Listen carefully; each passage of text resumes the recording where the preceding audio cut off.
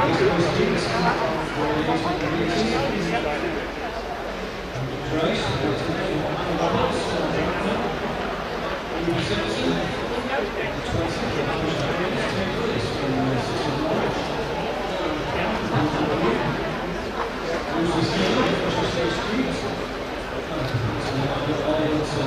welcome to first BMC meeting of 2022. We've got the BMC Sheffield indoor meet, which is doubling up as an England selection meeting as well, so more on that as we go through the day. But our first race, which the athletes are lined up for right now, is the women's 800 metre B race.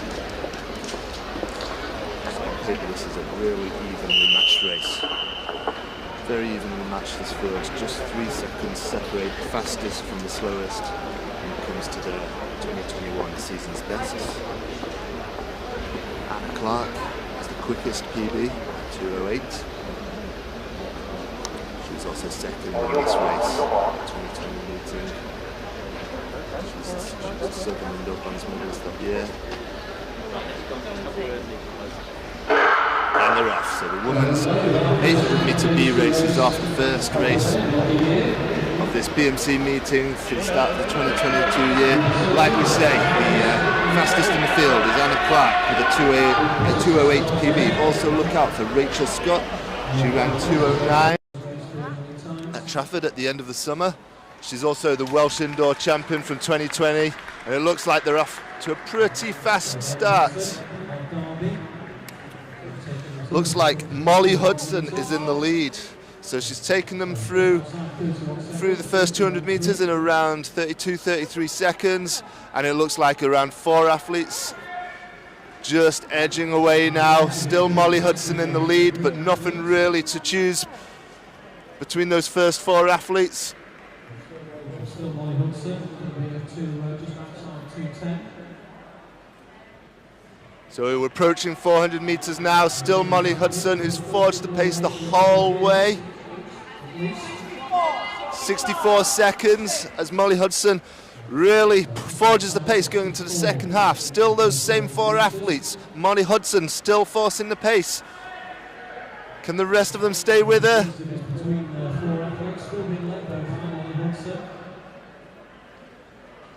It's been a strong early pace so far. We'll see what the clock says as they go through the 600 metre mark shortly, but it's still Molly Hudson leading all the way, and it looks like a slight gap now.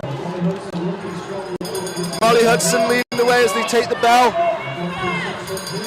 but it looks like Anna Clark who's making the big move to pursue Molly Hudson now. It looks like it's going to be Hudson and Clark, those 2 athletes, as a small gap forges behind them. Still Hudson from Clark, these 2 with 100 metres remaining. Looks like it could well be a gun-to-tape victory from Hudson, but Clark has not given up yet. These 2 athletes in the final stages of the race. Molly Hudson is going to take the race in a time of 2:10. An awesome gun-to-tape victory from Hudson, and a valiant effort from Clark as well, pursuing her in the final stages of the race. But an absolutely outstanding performance from Hudson there in 2:10 to take the first victory of the night, of the afternoon rather, and that's actually a PB performance from Hudson as well, who went into this race with a 2:10.83 personal best, so she's taken almost half a second off that PB, which is a fantastic way to start the new year. So the next race on track will be the men's 800 metre B race. That'll be up in just under. So as we await the men's 800 metre B race, we can just take a look at some potential athletes to look out for. Once again, it's a very matched race in terms of how it's been seeded, with just 3 seconds separating the fastest and the slowest athletes based on their 2021 season's bests.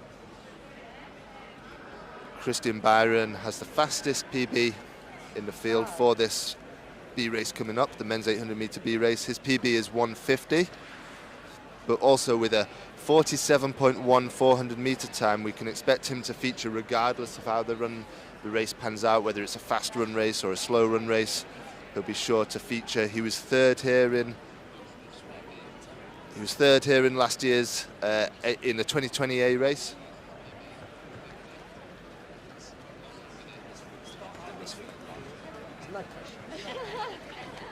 And we're going to cut off to an interview with Sam Crick now. Right, you ready, Becky? Yeah. So I'll get out. Just chat to him. All good? Right, everyone, here with Mo Hudson. First race of the day, a win. What were the tactics coming into it? Well, I've never run an 800 indoor before, so it was new to me. So I kind of just wanted to see how it felt, and I was like, may as well take it from the front.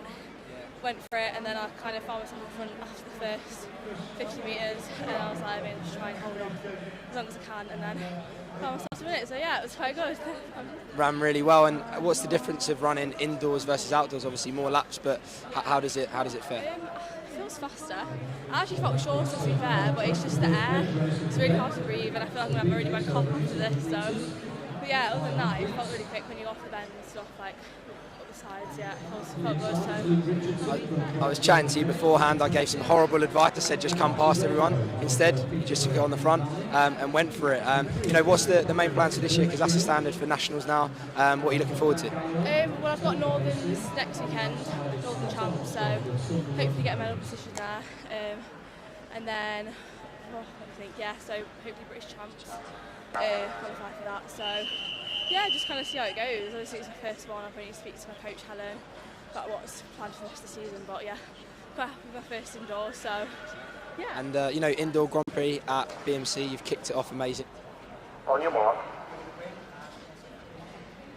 Okay, so we're on to the men's 800 metre B race now. As we mentioned previously, a really tightly contested race in terms of the season bests. Christian Byron does have the fastest PB at 150, but also look out for junior Mark Roberts. Like Byron, he's another athlete with great 400 metre pedigree. And this race seems to have gone out very fast indeed. 200 metres in 26 seconds or thereabout. So an extremely quick initial pace.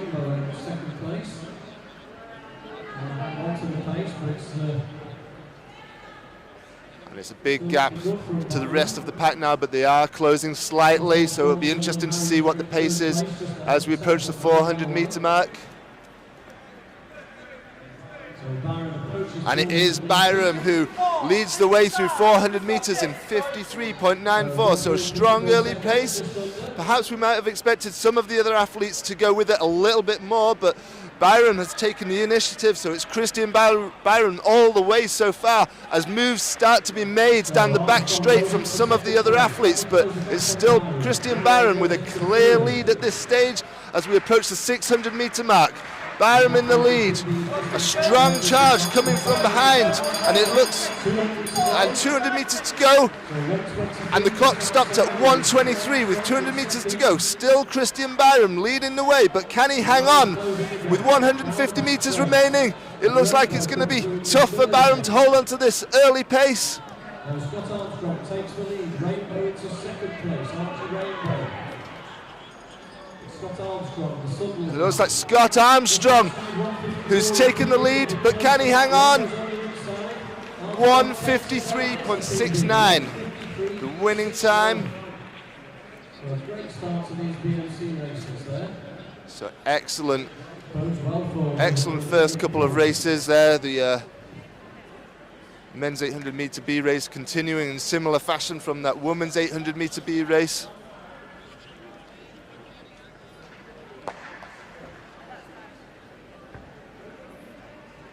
Next up will be the men's 800 metre A race. So this is going to be a big event to look forward to. Some of the names to look out for shortly in this men's 800 metre race include Ben Waterman. He's the fastest in the field with a 1:47 PB.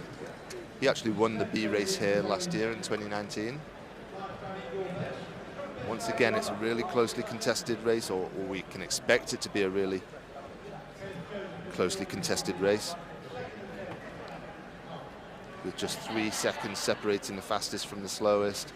Look out for Dominic Walton as well. He was second in the A race in this meeting back in 2016, and he was second in the Manchester International last summer.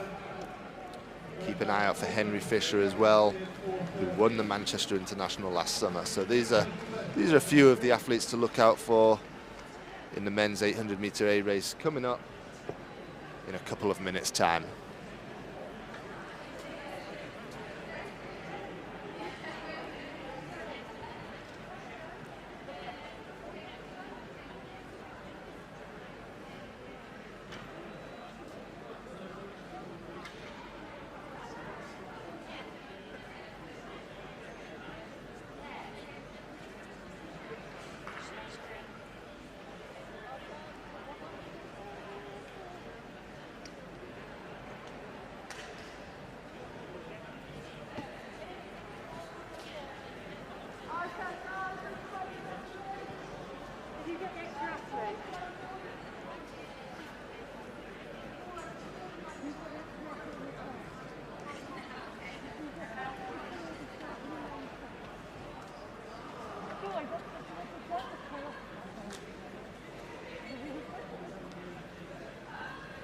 So the athletes are on the start line now as we await this men's 800-meter A race. Let's just give you a run through the lineup as we await the gun. We've got Henry Fisher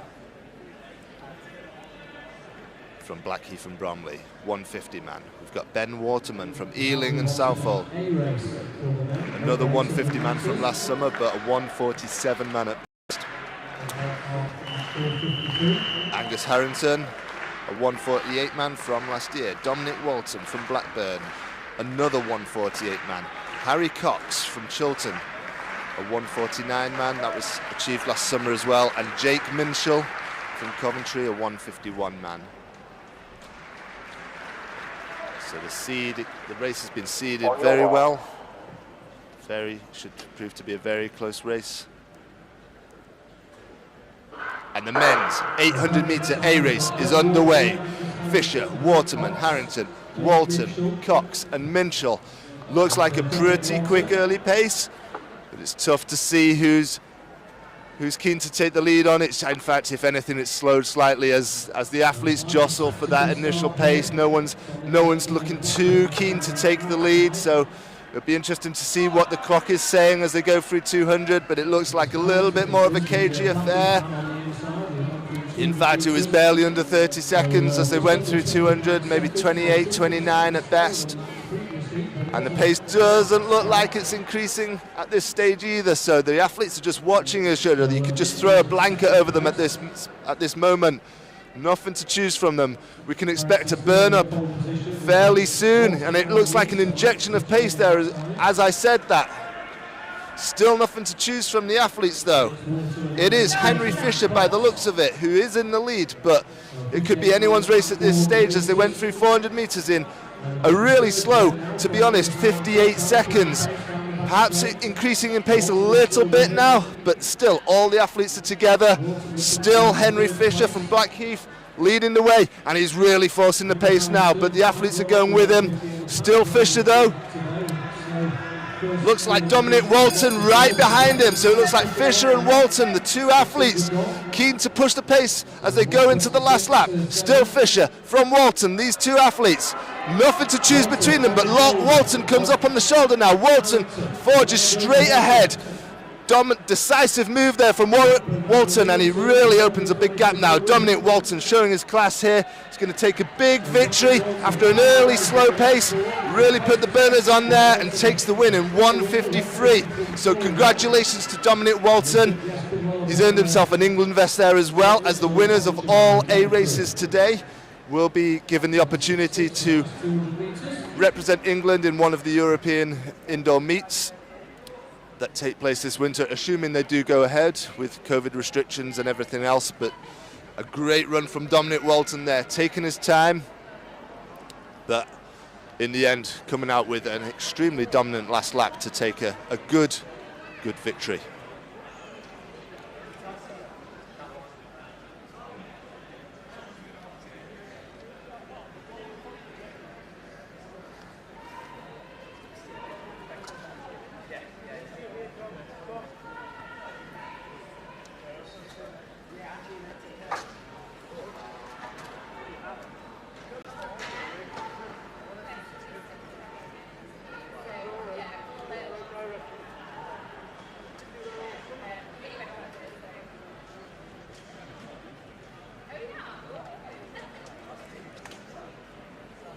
So in a couple of minutes' time, the next race up will be the men's 800-meter C race.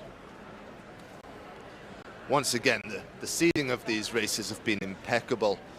Very closely contested races, potentially on paper.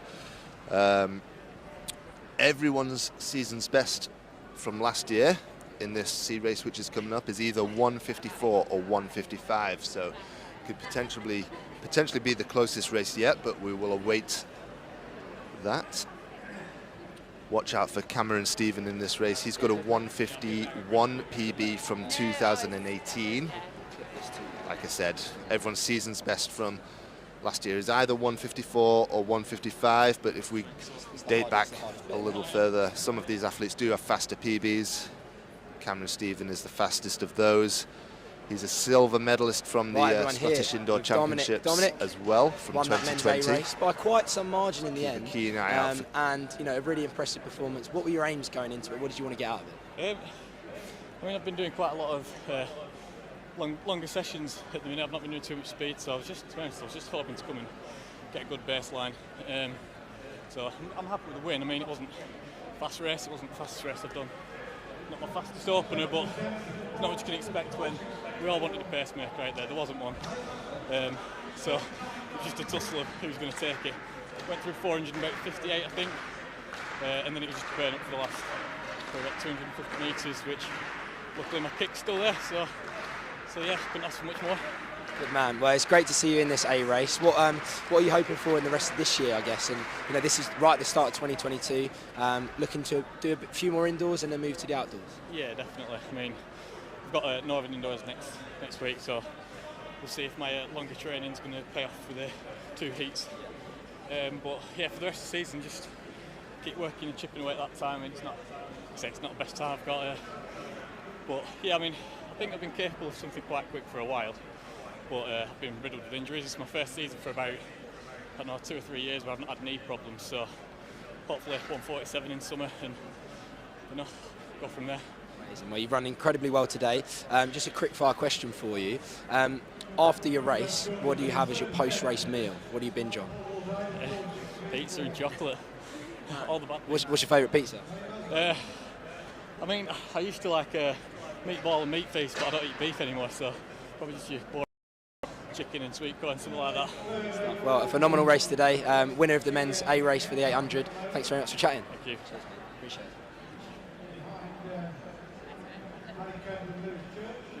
Nice one. Cheers, Tom. Mate,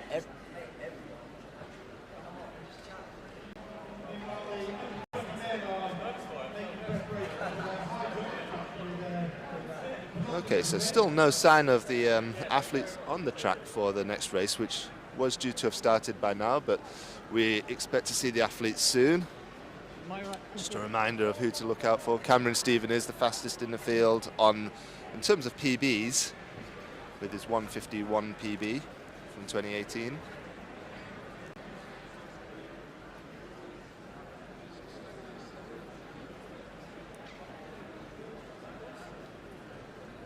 Once the athletes are on track, I'll give you another run through of the start list.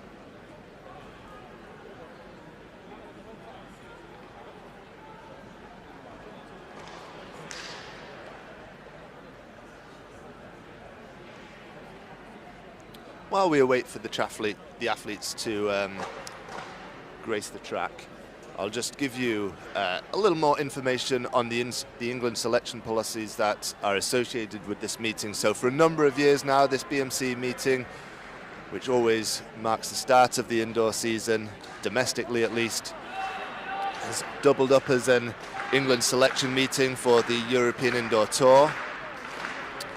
And for this year's European indoor season, the selection policy has been stated as the winners of all A races will be invited to one of the European indoor meets as part of an England team. So far, Dominic Walton has earned himself England selection based on that criteria as the winner of the men's 800 metre A race,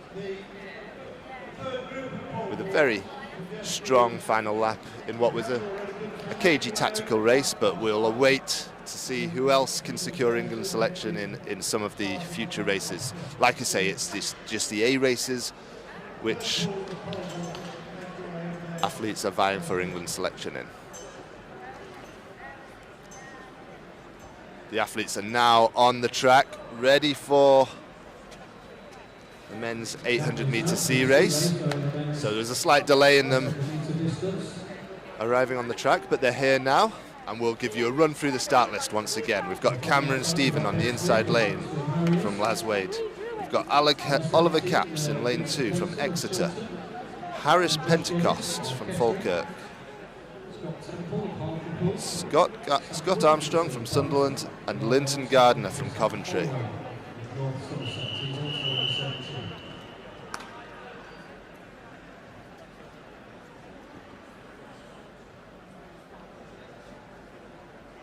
On your mark.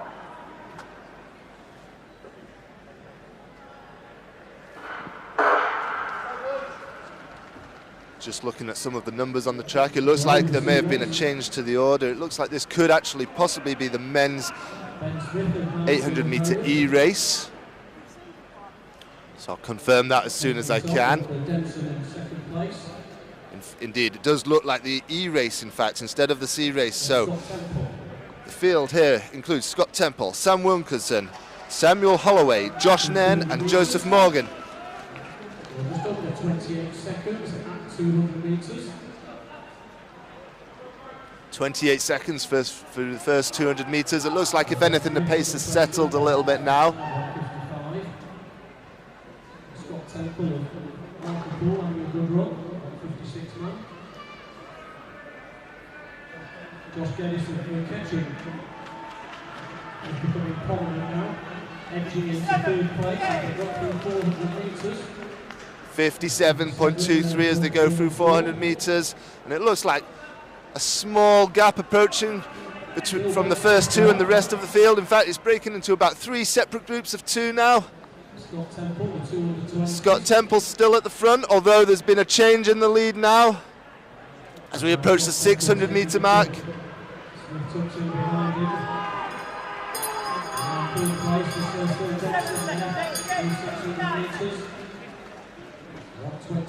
Just outside. 127, just outside 127 as they went through 600 metres.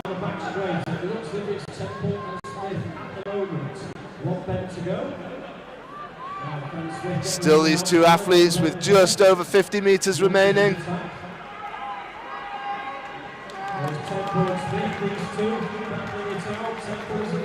And a winning time of 157.01 for that 800 metre E race, which is a very good time for the E race.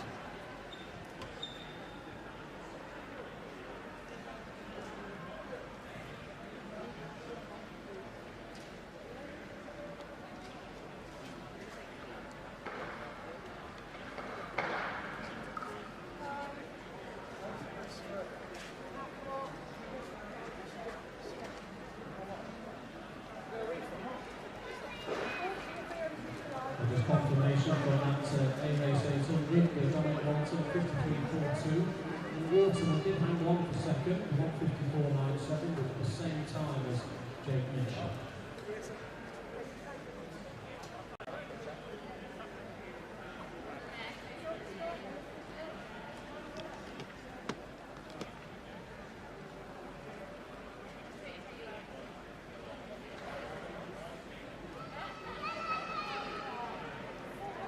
We'll move back to the ladies' race now, it's the C race over 800 metres. So next on track we have the women's 800 metre C race.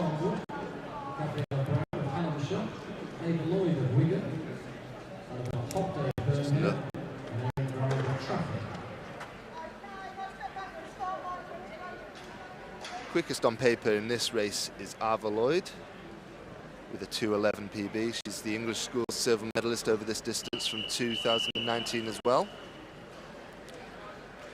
So if we run through the lineup, we've got Louise Gabriella Brown, Daisy Palmer, Ava Lloyd, Annabelle Hobday and Erin Gran. This is the women's 800-meter sea race about to get underway. On your mark.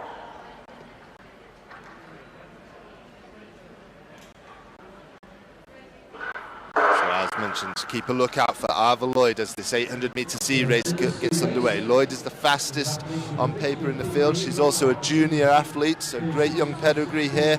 And there's a number of under-20s, under-23s and under-17s in this race.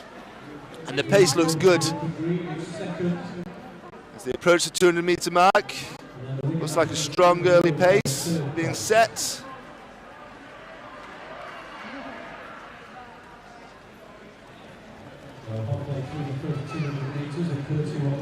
It's like Louise Gilbert just put in a big move there to take the lead just after the 200-meter mark. And the pace is looking quick, and that's evidenced by the fact that there's big gaps in the field. The first two athletes have pulled away from the rest. It is Louise Gilbert forcing that pace.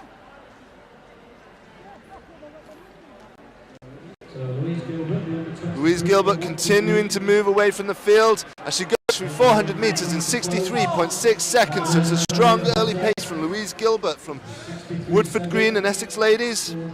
PB is 2:14, so she'll be well on track to do something similar or even better than that if she can hold on to this kind of pace. She does look like she's working hard now, so she'll have to concentrate in the second half, but she does have a substantial lead as we're approaching the bell now. But at the moment, it's Louise Gilbert all the way as we approach the bell. And she takes the bell in 1 minute 37 seconds. So she's still on track to potentially run a PB here if she can find a strong last lap.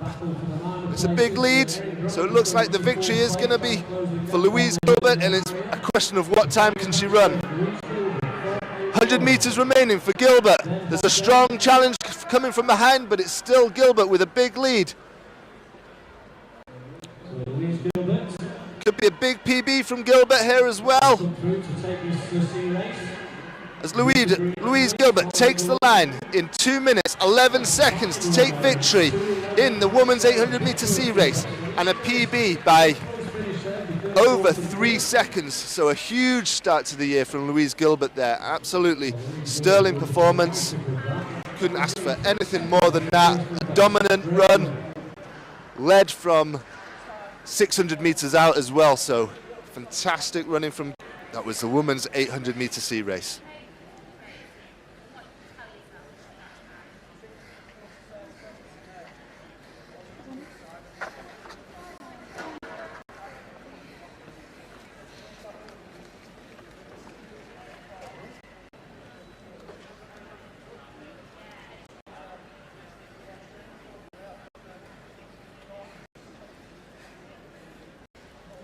So next up on track, contention for England selection.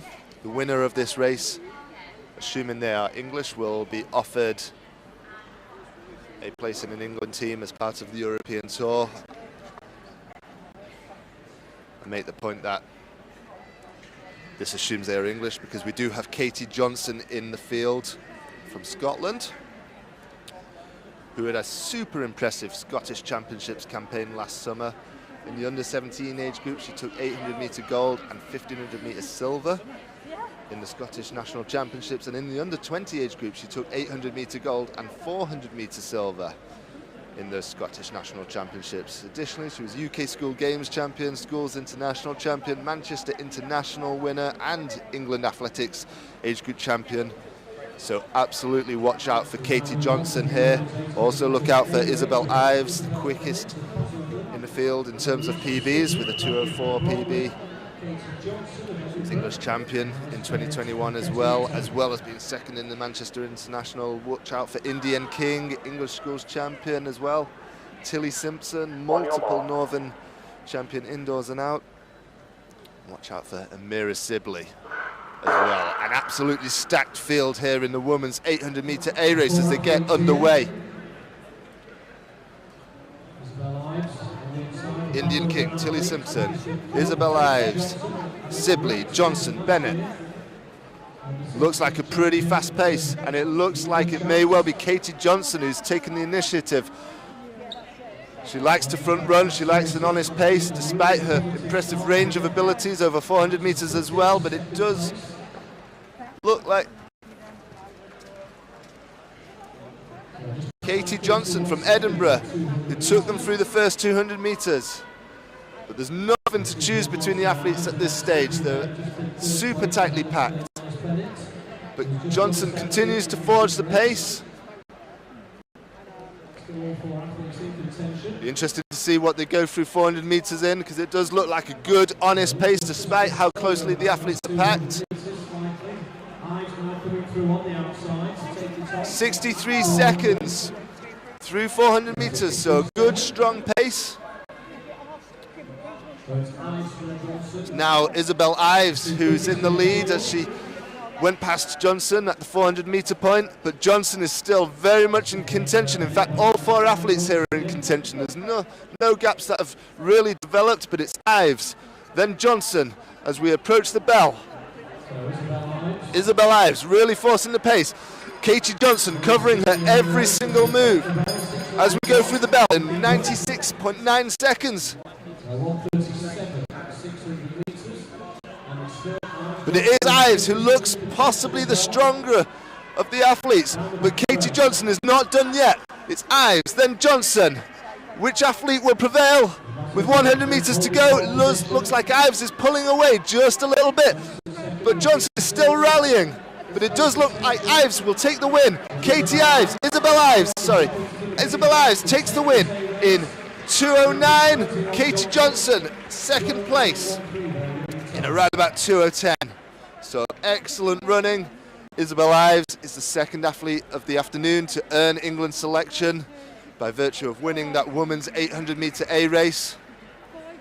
So our first two England internationals of the year have been confirmed. Dominic Walton, the winner of the men's 800-meter race, and Isabel Ives, who just won that enthralling women's 800-meter A race. Epic battle between herself and Katie Johnson, the Scottish athlete. It's a fantastic running so far in this BMC Indoor Grand Prix meeting at Sheffield. Some super close races. Credit to Steve Green, the meeting organizer, for excellent seeding. The races have been seeded brilliantly, and we've had some exciting races as a result.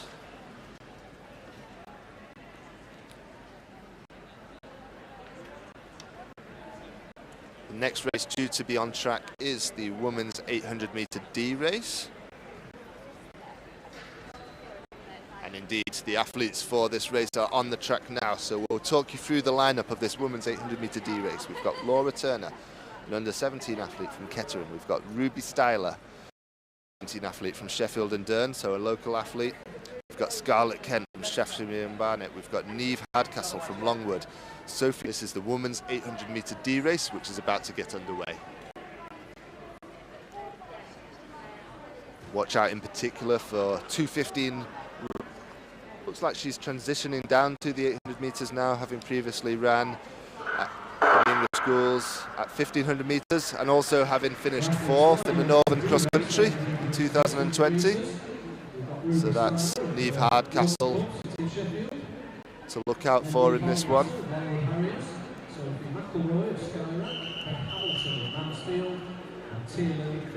The athletes are lined up now. The women's 800-meter D race. Turner, Styler, Kent, Hardcastle, McElroy, Hamilton, and Crane. The women's 800-meter D race is underway. 5 athletes in the field. Looks like a strong early pace being set. Oops, someone just seemed to have to leap over something on the track there, but no harm back there, but no harm these. Doesn't seem to have disrupted the race either. There's no gaps that have formed. Still anyone's race at this stage.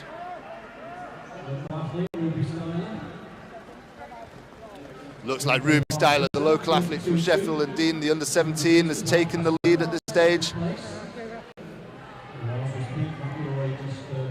It's all the local athletes in contention.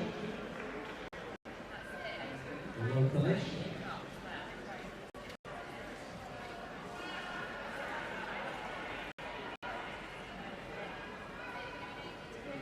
Through 400 metres in 66 seconds, and Hardcastle's actually starting to create space between herself and the rest of the field, and it was Hardcastle who potentially went into this race as favourite, and she's showing why now as she really forges the pace in the second half of this race, but it isn't going to go necessarily all her own way. Some of the other athletes are starting to come back now, but it's still Hardcastle in the lead as we approach the bell. Hardcastle takes the bell, 1 minute 40 seconds, 1 minute 41. So strong pace being set by Niamh Hardcastle. She's a 2:15 PB, so that could be potentially, she could be somewhere in that region if she has a strong last lap. She's creating space between herself and the rest of the field again. With 100 metres to go, it does look like Niamh Hardcastle is going to take the win. It's a question of what time is it going to be for Niamh Hardcastle. 2:12 currently on the clock. She's probably going to be just outside her personal best. Indeed, 2:16 she runs. A shade outside the PB from last summer, but that's an excellent start to the winter and good early season form for January. So great running from Niamh Hardcastle, proving her arguable favourite status going into the race with a great dominant run there. So Niamh Hardcastle takes a fantastic win in the women's 800 metre D race there.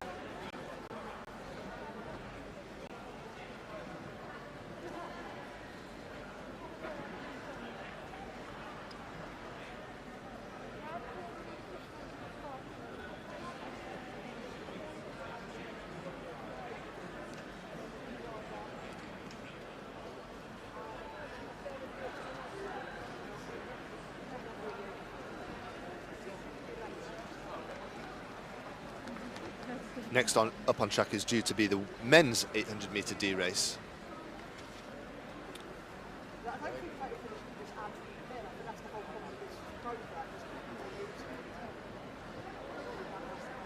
So the athletes for the men's 800 metre D race are on the track now, warming up.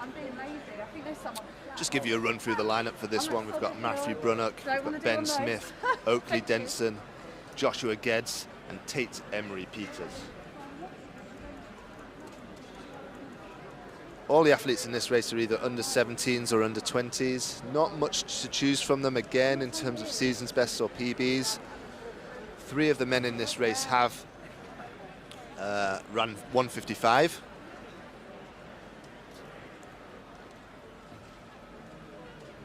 So potentially a really closely contested race to be expected from this one.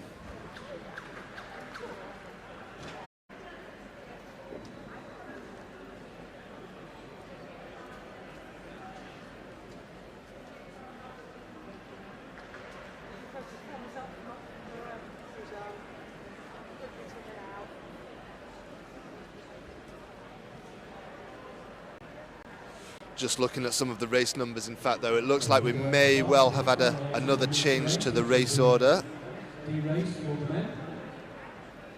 So I will try and confirm that with you as soon as possible.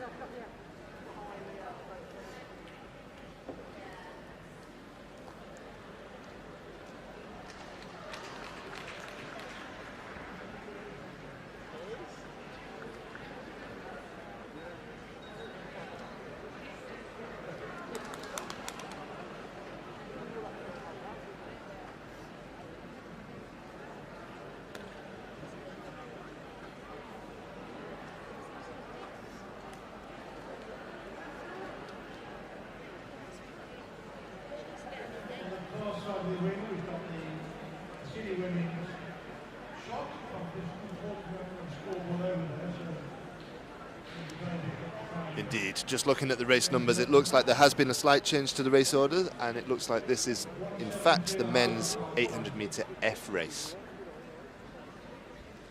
So the lineup for this one is Ben Brooker, Jamie Bailey, Finlay White, Finlay Mayo, and Jack Kinraid.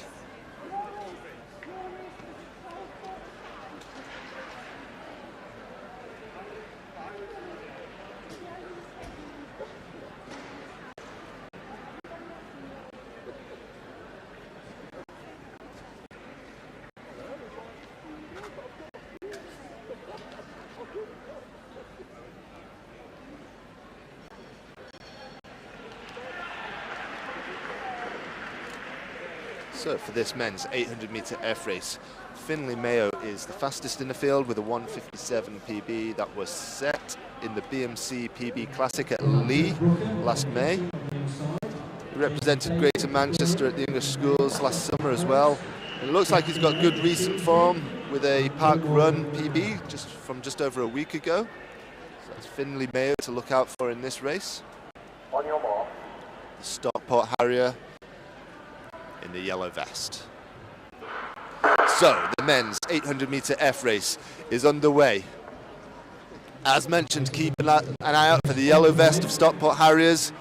Finlay Mayo, certainly one to look out for. Although he has slipped to the back of the group at this stage, potentially biding his time.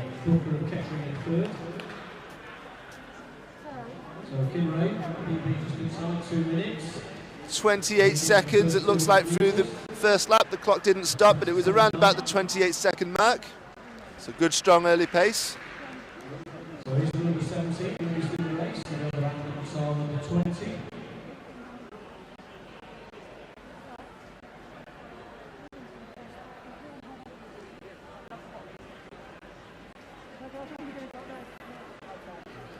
So still Kinraid from the corner athlete, so Jamie Bailey. 58, 59, 60. Looks like possibly Jack Kinraid at the front there. And Morgan goes back into second place. Morgan has run under 1:57, so I think he is the quickest in the field, so he takes it on. Looks like the black vest of Birchfield possibly. So Finlay White there forging the pace by the looks of things. Bailey in third. 2 minutes to go. 200 metres to go, 1:29 on the clock. So with a big last lap, it could be around about the 2-minute mark. Maybe just outside.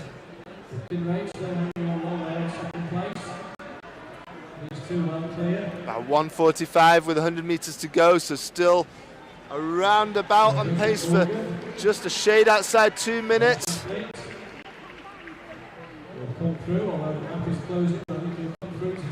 The clock stops at 2 minutes, .26, so it was a strong final lap there.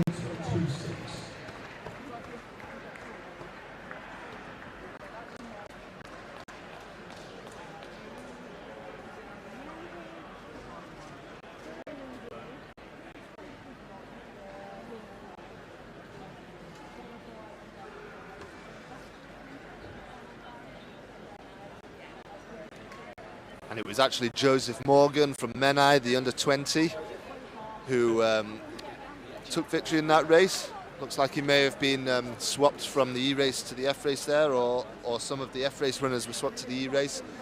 It was a bit of a mix of different athletes from different races, so the two could have been combined potentially. But it was indeed Joseph Morgan that took victory in 2 minutes.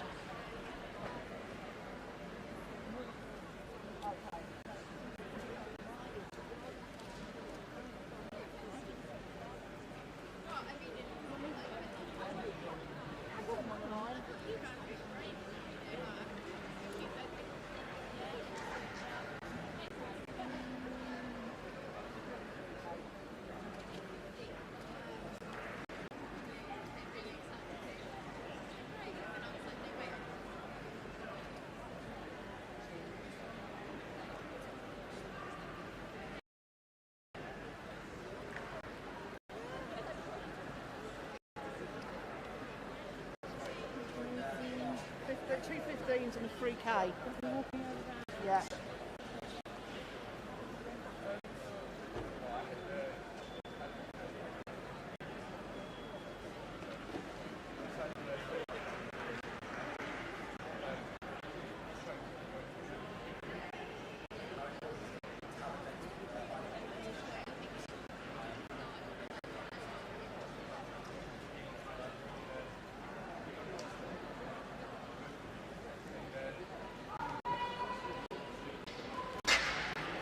So as we await the next race, not too sure which race is going to be next, because there does seem to be quite a significant change to the running order of the races, with some races potentially have been combined with each other, or some athletes swapped around into different races. So we'll await to see which race is up on next. There's no sign of any athletes on the track yet, but we'll keep you informed as soon as we've got information on that.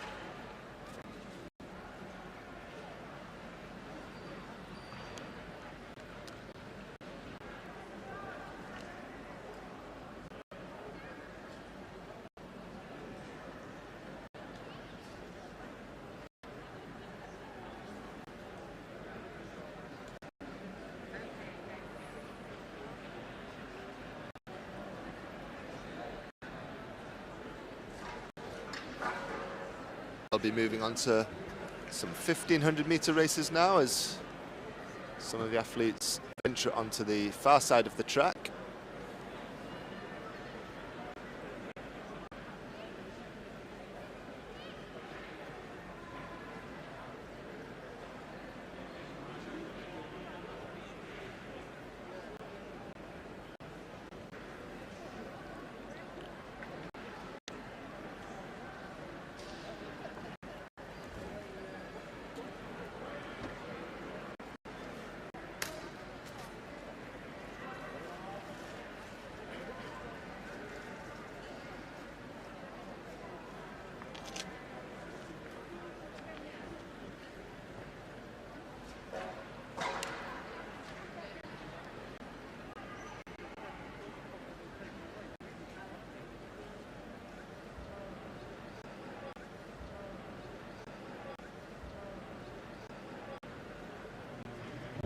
Moving over to the 1500 metres, it will be the A race for the women. Okay, so we've just had confirmation that next up on track is the women's 1500 metre A race. So Jenny Selman goes into this one as the fastest with the 4:11. 4:11 that she ran for to take 5th place in last summer's British Champs final, 800 metres. And she's also the 2020 British Indoor 1500 metre silver medalist, so she's going to be hard to discount in this race. Also look out for Hannah Nuttall though, fresh from her relay victory at the Eurocross. She's going to be keen not to let Selman have things her own way. With a 4:12 PB set in Trafford last September, and also with a British Championship steeplechase medal to her name, she's going to be every inch the contender. So Hannah Nuttall and Jenny Selman, very much two of the main protagonists in this race, but don't discount either Sarah Calvert. She's raced sparingly in the last few years, but she is the reigning Scottish champion over this distance. Also Gemma Kersey is worth a mention. Looks like she's maybe attempting to transition to the steeplechase, but with a 4:13 clock into her name, she does have one of the fastest PBs in the field. So there's a few of the names to look out for: Jenny Selman, Hannah Nutt, Gemma Kersey.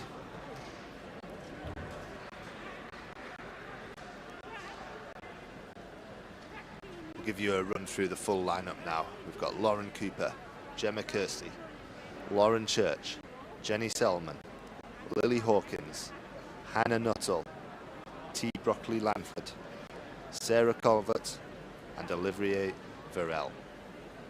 Women's 1500 metre A race about to get underway.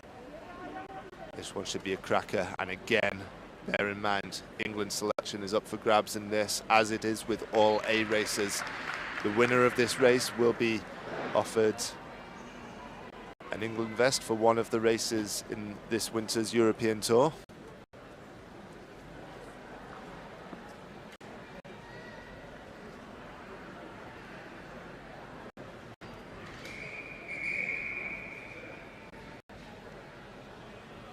It's about ready to go for the A race.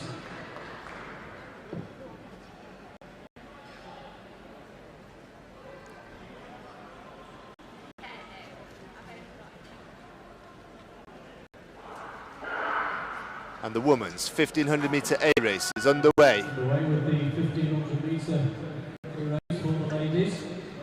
Lauren Cooper. Emily Simpson is on pacemaking duties. Hawkins. At the front, so it's pacemaking.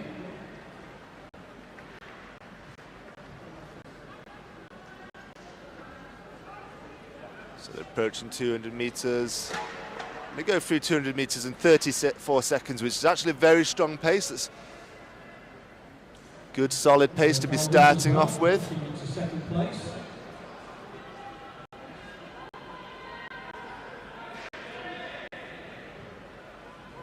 So second place for Munster from Scotland. Had a great season last year, as did one of its other athletes in this particular race.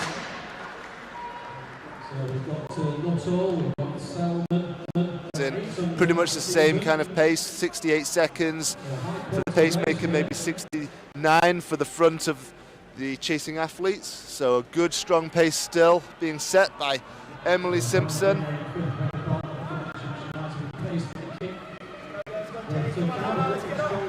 Selman in second for two Scots from Nuttall. Then already there's a slight gap to fourth place.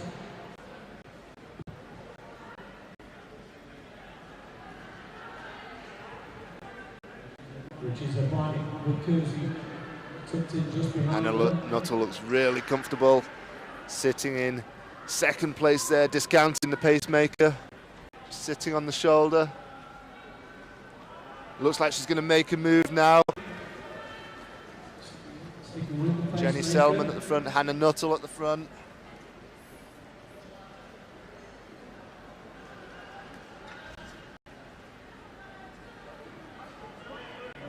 So Selman now goes into second place there. Just tucked in well. Pacemaker steps to one side and there goes. Okay, a strong move's been made here. Looks like Hannah Nuttall's chasing this move strongly.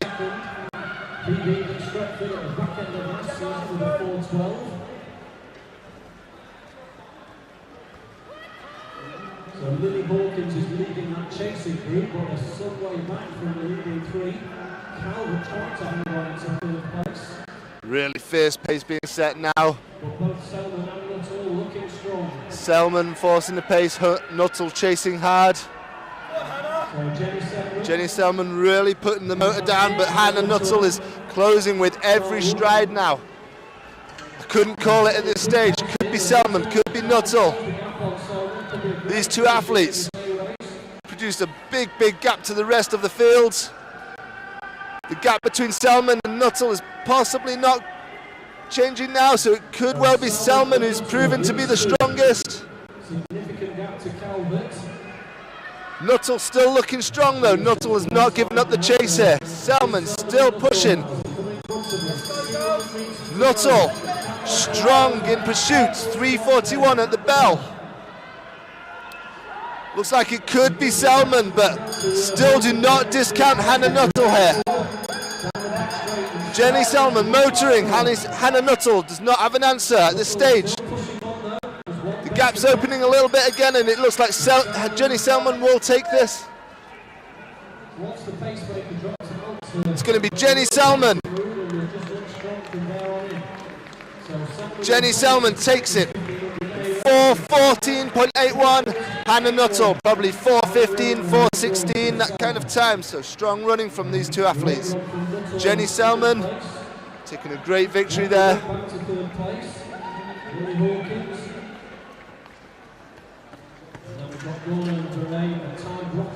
Of course, it's the first English athlete that is eligible for England selection, so Hannah Nuttall will have earned herself England selection there.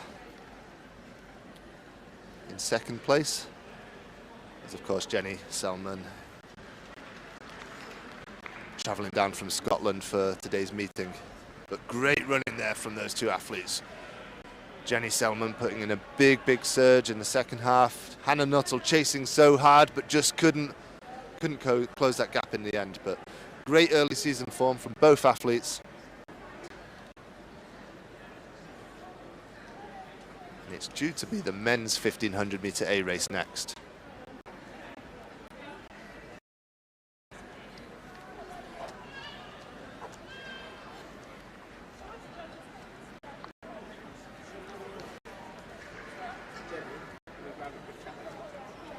Well done.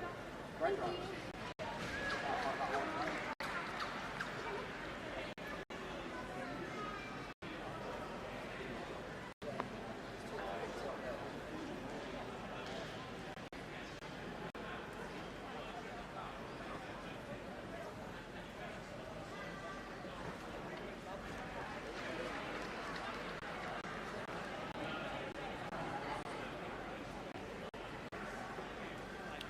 In this race, watch out for Max Wharton, 3:39 man. That time was set in the Sports City BMC Grand Prix in May last year.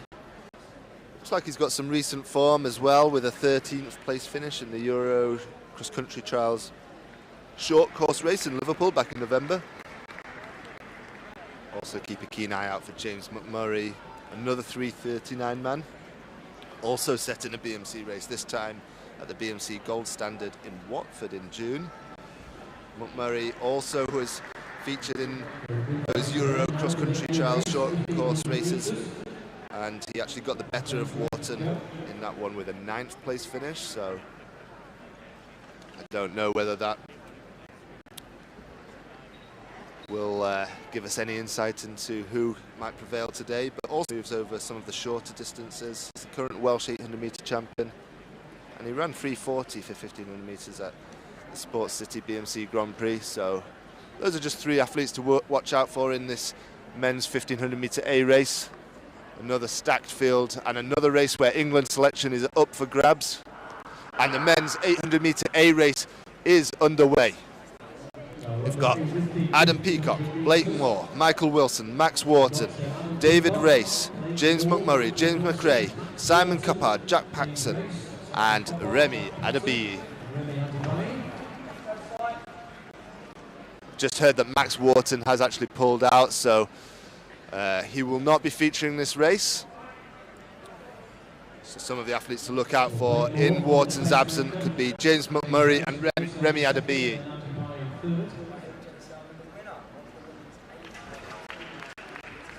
Najib Hassan, who's pacemaking, and to be honest, the athletes haven't really gone with that pace at this moment, so they could do with just picking up the pace a little bit, just to...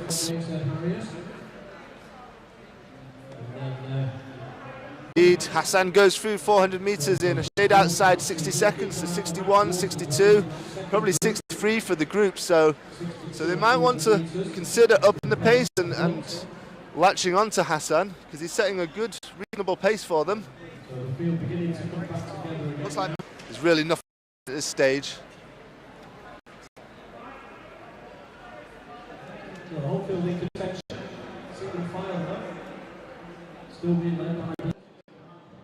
Still Blake Moore leading, discounting the pacemaker. Still a gap to the pacemaker. There's really not much been done by the athletes there at the moment. The orders remain pretty much unchanged. just a procession at this stage, but there's definitely a surge there. There's been a pickup in pace, although they've resettled again, just as I said that. So a little bit up and down here, fast and then slow, and then no one really wanting to commit too hard as the order remains unchanged. Blake Moore, David Race, the first two athletes, but could really be anyone here. I think James McRae looks like he's just gradually moving up the field as well. He'll be certainly one to watch, but the lead two have remained unchanged. Blake Moore, David Race, James McRae looking dangerous, just getting closer and closer.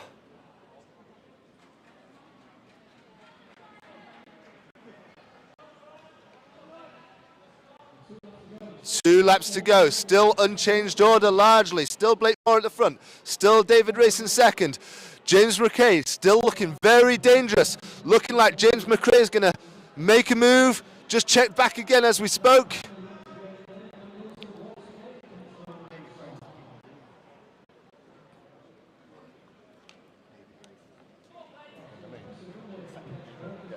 Still David Race in second, still Blake Moore in the lead. 3:21 through the bell.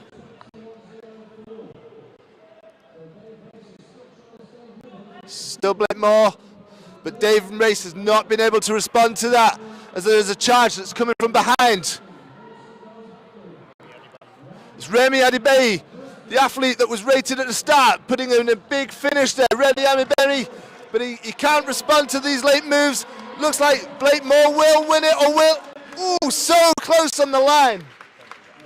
Not sure who came at a very late charge there. Couldn't quite see who it was. A 3:48 winning time. Blake Moore was the leader for pretty much the whole race, but it looks like it may well have been Simon Coppard who just came through at the last minute, really bided his time. We think it was Simon Coppard. We'll confirm that as soon as we can.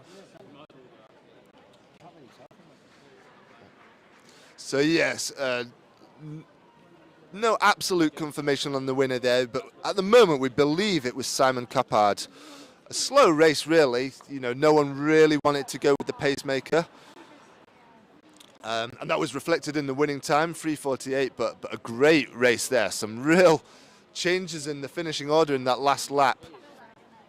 And if Simon Coppard was the winner, then congratulations to him. That's his first England vest that he'll have been earned.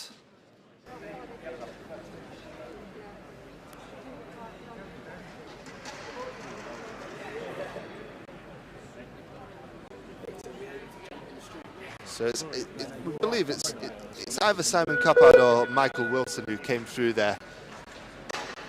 When we get absolute confirmation, we will let you know.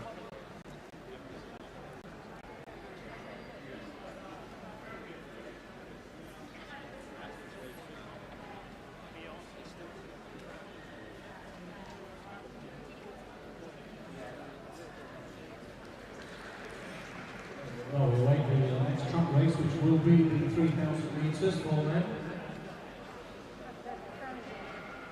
Featuring Jake Whiteman. Next up is another huge race, hugely anticipated race. We're expecting the men's 3,000 metre A race next. Some big names due to racing this one. We'll get you the lineup very shortly.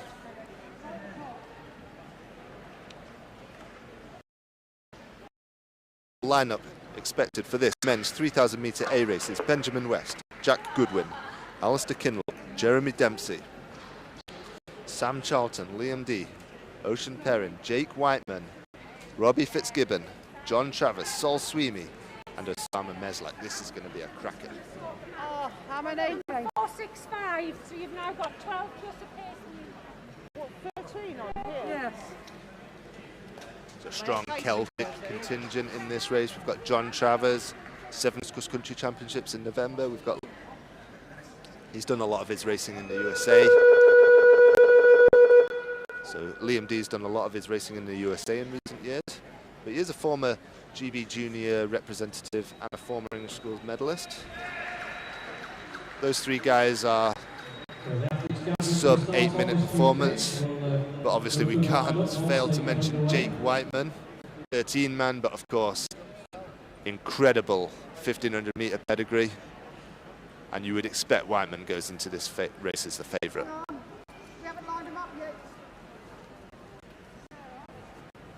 Also Osama Meslek.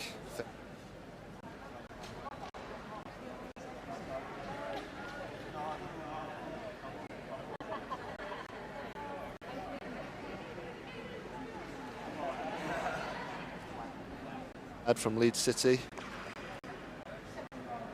So certainly watch out for Meslek in this race.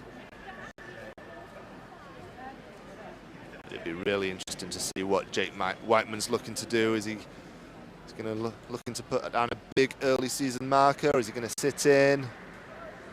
This is going to be a fascinating race to watch. And don't forget, it's another A race.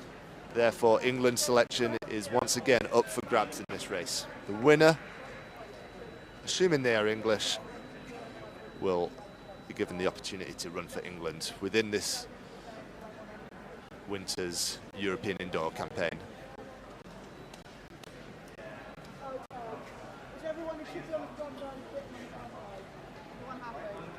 Okay. So the men's 3,000 metre A race, absolutely one of the highlights that people have been looking forward to. Toe behind the line. And the men's 3,000 metre A race is underway. Everyone's eyes are going to be firmly on Jake Whiteman, no doubt, but there's a whole bunch of class in this field as well. We've got this a range of sub-8 minute runners. We've mentioned Travis Sweeney D well today. Clearly capable of that and then some. Looks like Liam D, barring the pacemaker, has gone to the front. So we've got Ricky Harvey, and then behind him, Liam D is slotted in nicely. He is one of those sub-8 minute runners that we've mentioned, and he looks very comfortable at this pace. Be interesting to see what the 400 metre time is to get an idea of what kind of pace they're on to. So we will keep an eye out for that as they are about to go through 400 metres, and Jake Whiteman is slotted in nicely behind Liam D.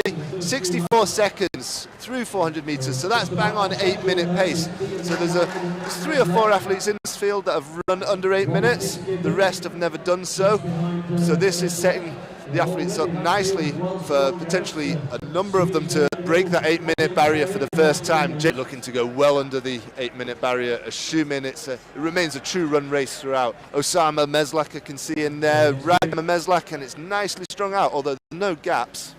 Jake Whiteman, his last indoor 3K, some 6 or 7 years ago, 2015 I think it was. So we'll keep an eye on the splits as we progress through the pace. It looks just nice, even running, good on his pacemaking here. Great work so far from Ricky Harvey, just ticking off the laps nicely, pretty consistent pacing.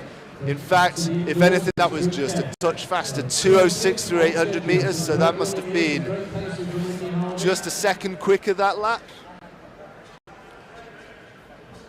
And they continue to, with that 2:06 800 metre clocking, they're now, rather than being on 8 minute pace, they are sub 8 minute pace.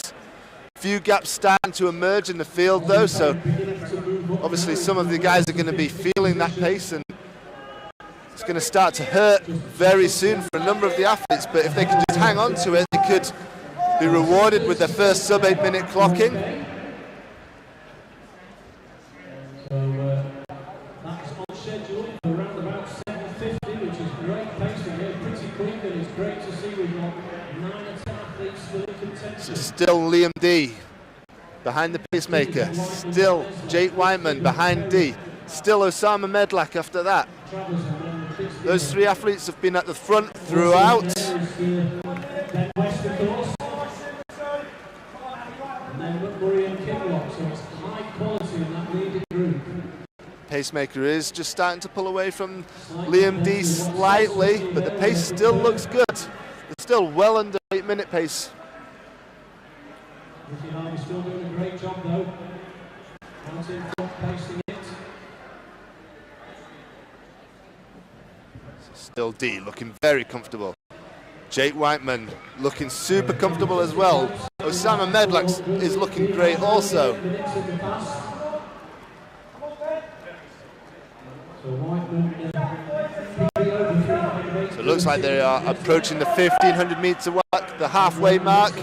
3:55, which means they're bang on 7:50 pace actually now. So the pace really has 8-minute pace. Now they're on track for 7:50. The pacemaker, Ricky Harvey, moves aside, and Liam D is left to put in a shift now, as there is a group of 5 athletes that D takes with him. Liam D, then Jake Whiteman still, then Osama Meslak. 2 other athletes go with the group as well. 7:50 pace is what they're broadly on track for, so some of these guys are going to be running big PBs here. Still Liam D at the front, still Jake Whiteman. He's been sitting there the whole time looking comfortable. Is he going to put in a surge? Is he going to show at the front at any point, or is he happy to stay there in second place? Just a few minutes running left. The order really has not changed one bit at the front. Still D, then Whiteman, then Meslak. Still a group of 5. No change whatsoever. Maybe the gap from that lead 5 to the rest of the field is edging slightly wider, but there's no change at all at the front. D still forging the pace with 5 laps to go.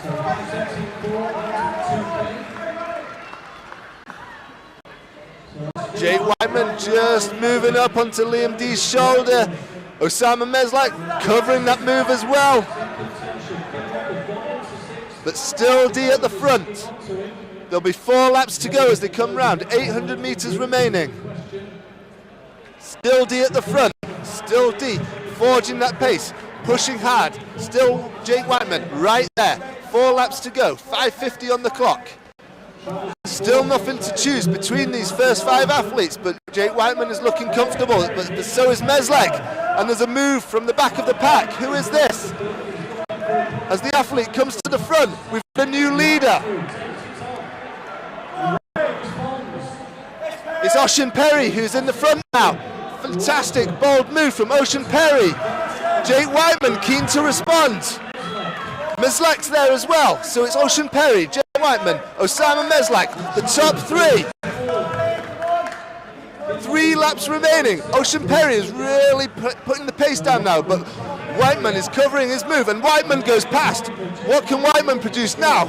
Will he move away? Meslak's going with him. Osama Meslak covering every single step that what Jake Whiteman's putting down, but Jake Whiteman continues to push.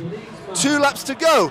Whiteman, then Meslak, then Ocean Perry. Liam D's fallen off the pace just a little. Whiteman now really hitting hard, but Meslak's going with it. This is a fantastic run from Meslak. Look at Meslak, he's covering every single move from Jake Whiteman. The 2 athletes here have really moved away from the rest. Whiteman continues to force the pace, but Meslak is still going with him. What a run from Meslak, he's covering everything Whiteman can throw at him. Jake Whiteman pushing hard, pushing. This is going to be the bell lap. Jake Whiteman takes the bell in the lead, but Meslak is not done. Meslak is still there, covering Whiteman's every single move. Who's going to take this? It's Whiteman, it's Meslak. If anything, Meslak looks like he might be able to come round. Whiteman is giving it everything he's got, but Meslak is right there. Can Meslak come past? 100 metres to go, less than. Around 50 metres to go. Whiteman still leaves, but here comes Meslak. Meslak is going to take it. Meslak comes flying past Jake Whiteman. What a run from Osama Meslak. That is an incredible performance. Meslak takes the race, takes a huge scalp, takes the win in a PB of 750 and earns England's selection. Great running from Osama Meslak. Jake Whiteman handed it to him as well. He really put it to Meslak. But what a huge scalp there for Meslak, and a great run and a great win. So far, I think we have to say that's the race of the day. Fantastic running from these guys. Liam D, give a valiant mention to Liam D as well. He set the race up so well for these guys, going with the pacemaker, continuing to force the pace even after the pacemaker dropped out. Really producing a nice performance there for Jake Whiteman and Osama Meslak to duel it out in those final stages. But that's a breakthrough run from Meslak for me. He's been a dominant feature on the domestic circuit for a number of years now, but to beat Whiteman in that fashion, is a supreme performance, and I'm looking forward to see what holds for the rest of the season and for the summer as well from Osama Meslak. Great running. Fantastic, just fantastic.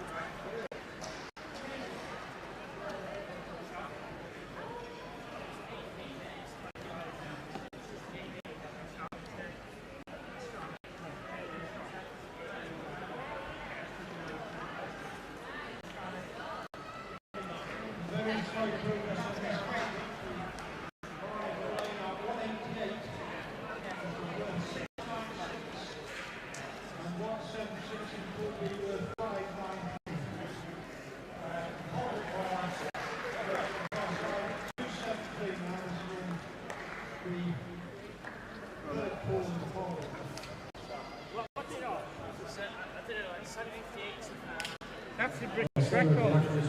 He's still just trying to get themselves off the track there.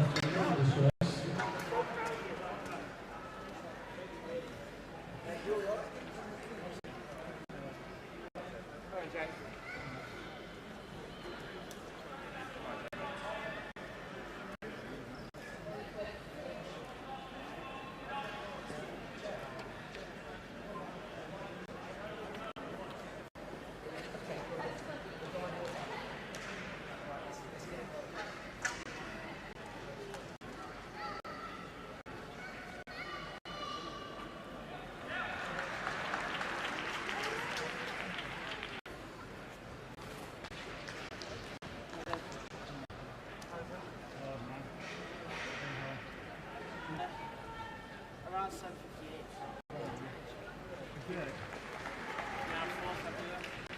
Glad you can get you on the screen now. Well done, Jake. You're right.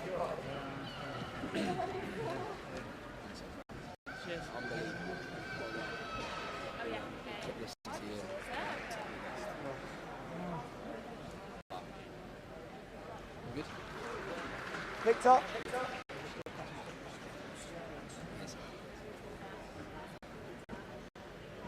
All good? Awesome. Right, everyone, welcome back. That was a 3,000 metres at BMC. A decent run, Ocean, would you say? A 7:58 on the watch, which is a British record. So, what is your initial reaction to that? Because that is a phenomenal run. I mean, I'm really happy. I was getting, if the race is... Good man. Yeah, we're deciding now, but definitely worth it. Phenomenal. And where does that confidence come from? Because, you know, 3 laps to go, you're taking it out in front of, you know, Olympians here, an under 20 athlete. Where does that confidence come from? Where's it? I just believe in myself. I believe in my training. I believe in what I do, like my preparation coming up to races. I know what I'm capable of. So yeah, it's just having that belief and trusting in the work you've put in. How good was it to go out to Europe as well for the cross country and then to come back and a bit of speed stuff over the 3K? How did that make a big difference for you? Yeah, I think it's really good. You know, so I've been doing the cross country training, so it's been a lot of volume and running on different terrains, hills. And I go straight onto the track. But I've been keeping in touch with my speed. You know, just doing like short strides and stuff in sessions. So yeah, I certainly got a lot more to come this summer. Phenomenal. And talking about this summer, what have you got, I guess, on the horizon? There's so many competitions that could be going on. What target is to get the qualifying time for the Commonwealth Games. So I need to run that 13:33 for over the 5K. It's going to be tough, but I believe I can do it. You put yourself in a great position to do it. And thank you so much for chatting, and well done today. Thank you very much. Yeah, I've been shouting. That incredible 3,000 metres race that just took place. Ocean Perry, who put in a massive bid in the last few laps of that race, actually, we believe, just broke the British junior record. He ran 8 minutes a few weeks ago in Cardiff, or a week or so ago in Cardiff. Yeah, we believe he's gone faster there with 7:58. So a new British junior record from Ocean Perry. Just an incredible run, and well deserved, because he seriously. He did not hold back. He showed no fear against the likes of Meslak and in particular Jake Whiteman. He took it to them and was superbly rewarded there. New British record numbers behind what was an outstanding race from Jake Whiteman and Meslak as well. Both running huge PBs themselves, around about the 750 mark. So yeah, just a wonderful race, and definitely for me the highlight of this.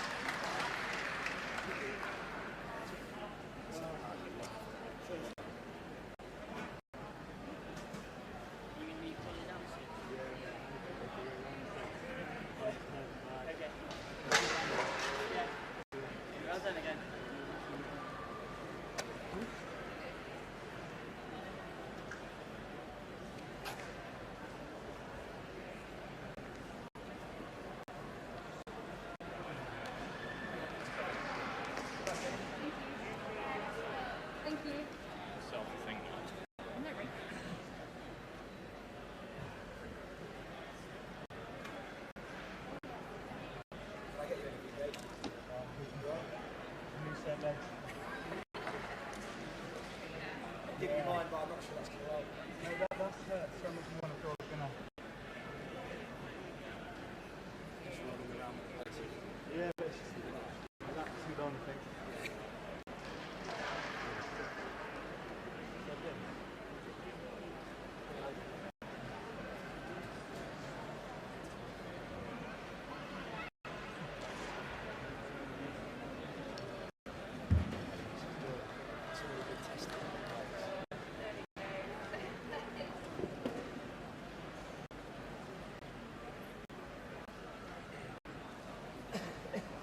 So next up on track is due to be the women's 1500 metre C race.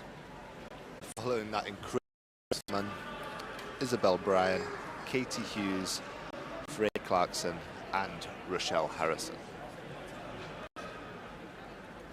6 back in 2017, and she was that same year, 2020, she was second in the North of England indoor 1500 metre championships. 9 runner, but her 4:29 is a little more recent than Rochelle Harrison 4:26. Hughes set this time in 2020, and she's also got several top 20 finishes from national cross countries and inter-counties cross countries, and in the field based on season's best from 20. Pace making this race is Sarah Culver. Isabel Bryan, Hughes, Freya Clarkson, Rochelle Harrison. So Katie Hughes from Aldershot, tucking in behind the pacemaker. It's Katie Hughes from Aldershot who is in the lead there, just behind the pacemaker, and there's a bit of a gap there to the rest of the field who are all in somewhat of a procession at the moment. But it is Katie Hughes who's the only athlete to currently go with the pacemaker. It is Katie Hughes. Looks like Isabel Bryan is the next athlete who's attempting to close the gap between herself and Katie Hughes. But the gap really does remain. Katie Hughes has, if anything, continued just to edge away from the rest of the field as they go through 400 metres in a shade outside 70 seconds.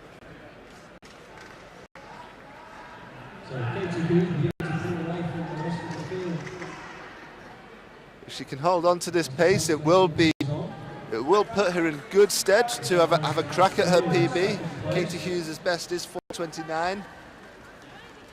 She can maintain 70-second laps or close to, then that will represent an improvement on that PB. 72-second laps would represent 4:30 pace. And the gap's really getting big now. It looks like it's going to be Katie Hughes against the clock. She's getting from the pacemaker at the moment, but once the pacemaker steps aside, it will be a case of what can Katie Hughes do from a time perspective? 20 metres. Pacemaker's just forging a little bit, just pulling away. Can Katie Hughes continue to go with it? I don't know whether this is going to signify the out. Indeed, the pacemaker does drop out now.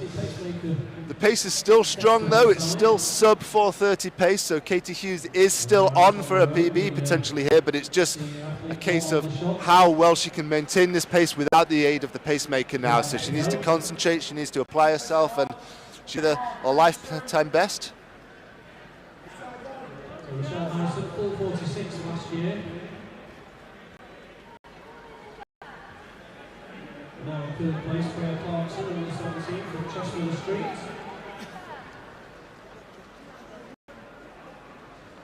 So Katie Hughes continues to apply herself, continues to work, continues to increase the gap between herself and the athletes behind her. It's going to be 2 laps to go as she runs through now. The subsequent lap will be the bell lap. 3:16 as she goes into the final 400. So she's still on track for a personal best. She should just about sneak inside that 4:29 PB as long as she can hold her form, maintain concentration.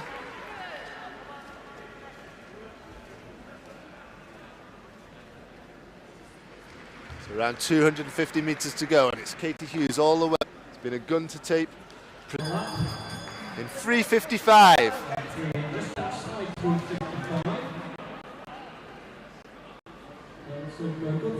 So a 32-33 second final 200 meters will take her inside her personal best. All she has to do really is maintain her pace, and she looks to be doing so. So I think we can expect a good personal best from Katie Hughes here.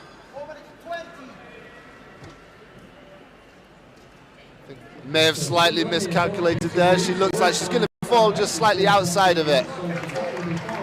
So yeah, just outside her personal best in fact, but not far outside. 4:33, a few seconds outside. Slight miscalculation of the timings there at the bell. But a strong early season performance from Hughes, and no doubt that personal best time will fall in the near future. A little bit of extra competition is all that will be needed there, because it was a gun to tape solo performance. A little help from the pacemaker in the first half, but completely on her own in the second half. So great running from Katie. Look forward to see that time tumbling down in subsequent races.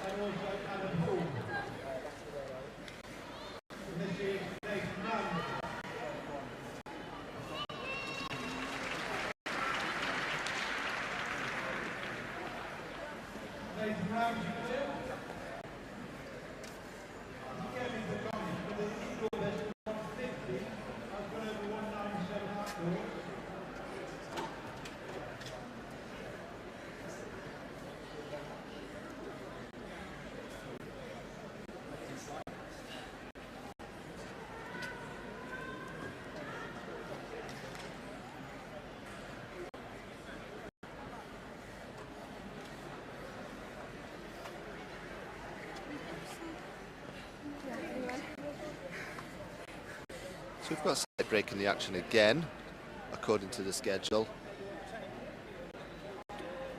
Just over a 5-minute break before the next race is on track, which will be the women's 1500 metre B race, and we'll reveal the lineup to that in a few minutes' time once we're a little closer to the action.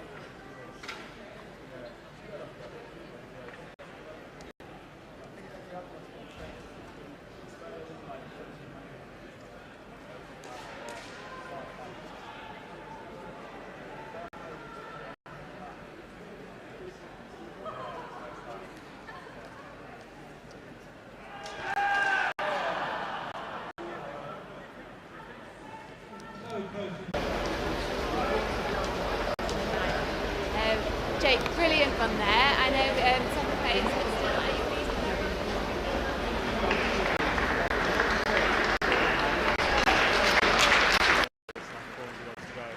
but you can see the shadow of that song was there the whole way. And yeah, I emptied the tank to try and win it, but yeah, just couldn't quite quite do that, but I think I don't know, I was 7:52 odd. So, yeah, so I've been here before in 8:13, so big old champion. Yeah. I was going to say, because you had a fantastic outdoor season last year, you know, Olympic finalist, and Just 14 minutes outside the world qualifying time for the indoors. From that men's 3,000 metre A race, 8 men were under 8.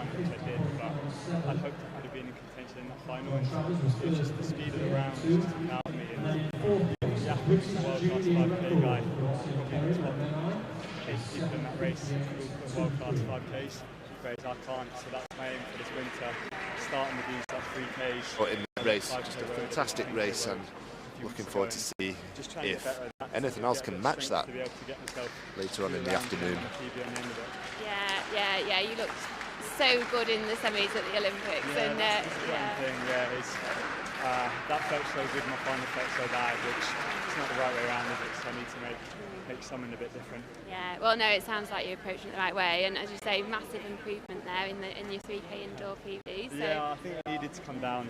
My last one was from a regional BMC in Tipton, basically on my own. So yeah, I feel like 3k is about the right distance where I can cope with that.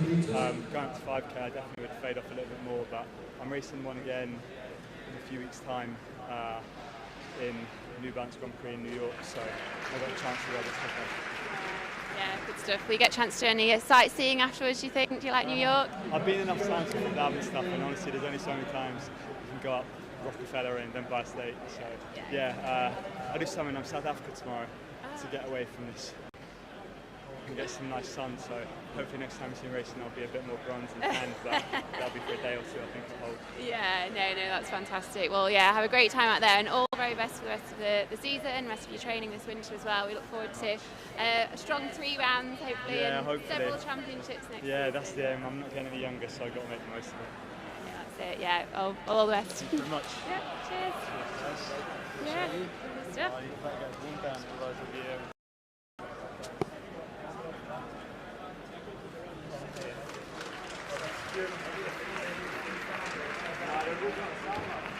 Which way you have to go?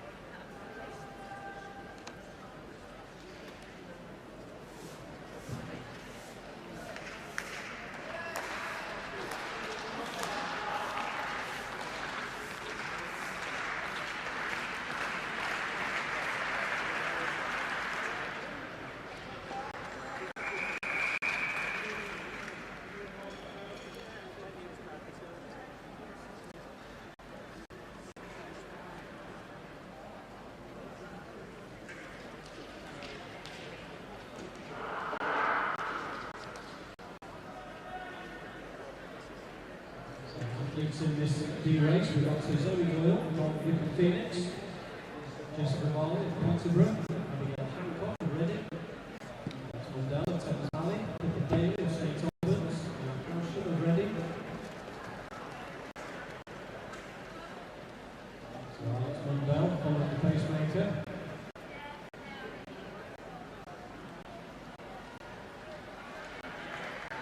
These athletes capable of under 440.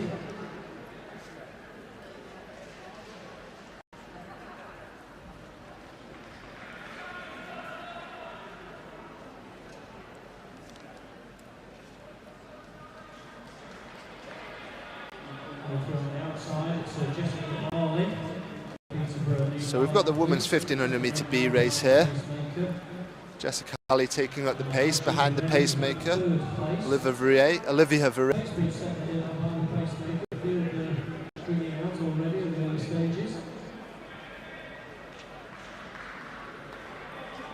Fast in the field for this race is Valley following the pacemaker. Pace continues.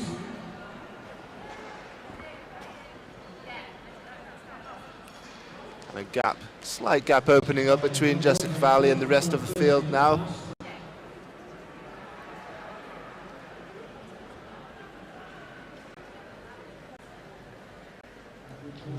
Last year, there is that slight gap now with Mundell.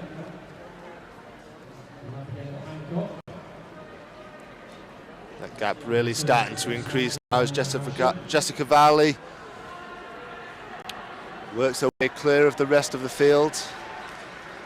Great pacemaking from Olivia Veray, bringing Valley away from the rest of the field. And Jessica Valley has been the only person keen to go with the pace, and now she's left to do the work on her own.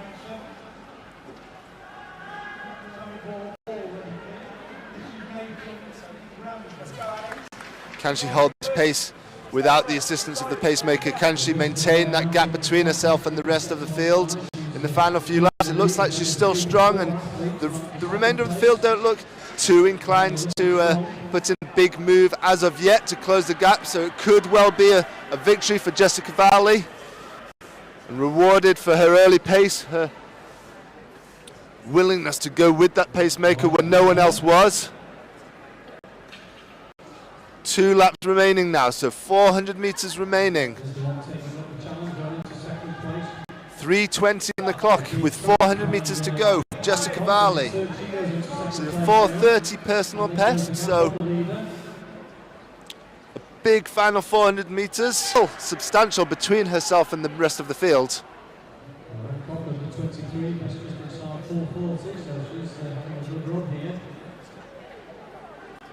Just over 200 meters to go. We're about to take the bell. Still Jessica Valley, as it has been from the start. Doesn't look like anyone's going to come from behind, but outside a personal best performance, but it'll be a great run. Valley has to concentrate, she has to focus, she has to pick up the pace if she can. There's danger from behind. 2 athletes rapidly approaching Valley. 3 athletes in contention now. I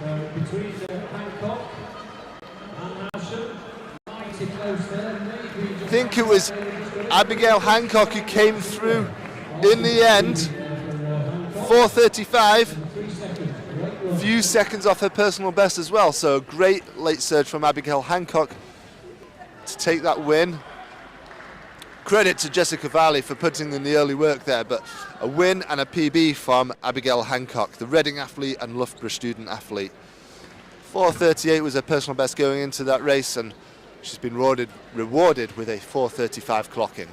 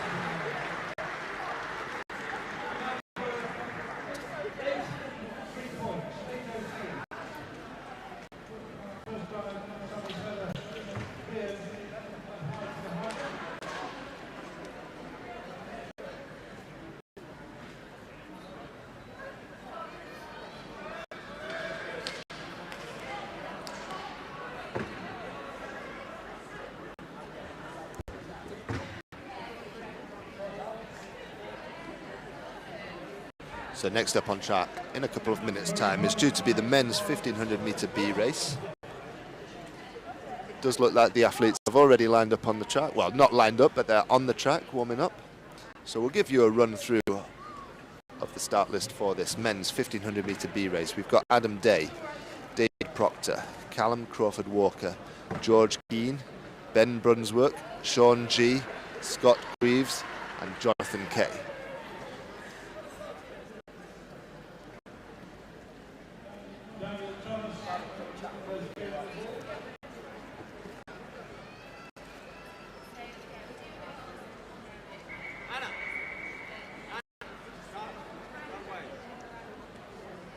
pacemaking this. The first 400 metres in 60 seconds. And they're being asked to go through 800 metres in 2:01.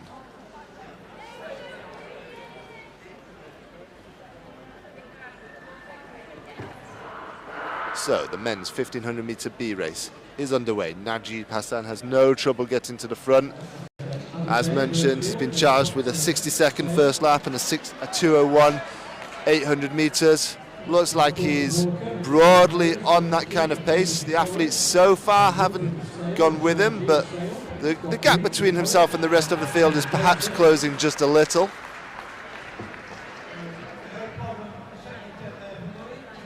Fastest in the field on personal best is David Proctor, who's been around a long time now, and you can see him towards the back of the field, I think, in the orange vest. His PB is 3:41. His season's best from 2021, though, is 3:48. Fastest in the field on season's best is still David Proctor, though, with that 3:48 clocking from last summer. So he should be in contention here, but he's got a little bit of work to do in order to make up the gap between himself and the rest of the field. The pace is good, but there is a gap between the pacemaker and the rest of the field. So, and it's Jonathan Kay from Bolton who is attempting to close that gap between himself and the pacemaker.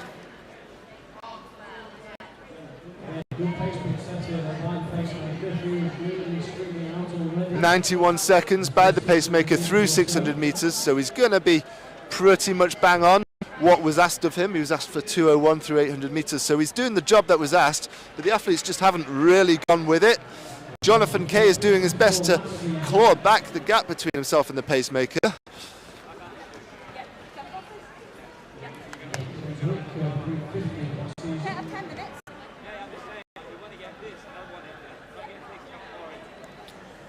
And 2:01, 2:02 by the pacemaker, so great job by Najib Hassan, and all credit to Hassan, he's carrying on beyond the 800 metre mark, so he's helping out Jonathan Kay to continue with this pace a little bit longer. 50 with a strong finish here. Jonathan Kay still leads the way. And these two athletes are way ahead of the rest of the field.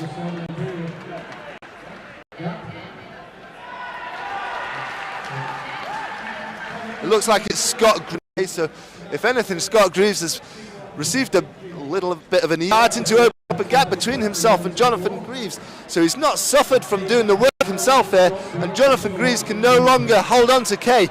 Kay is forging the pace as he takes the bell. It looks like it is going to be a win from Jonathan Kay. What can he produce on the last? If he can produce something special on this last lap, certainly going to seize.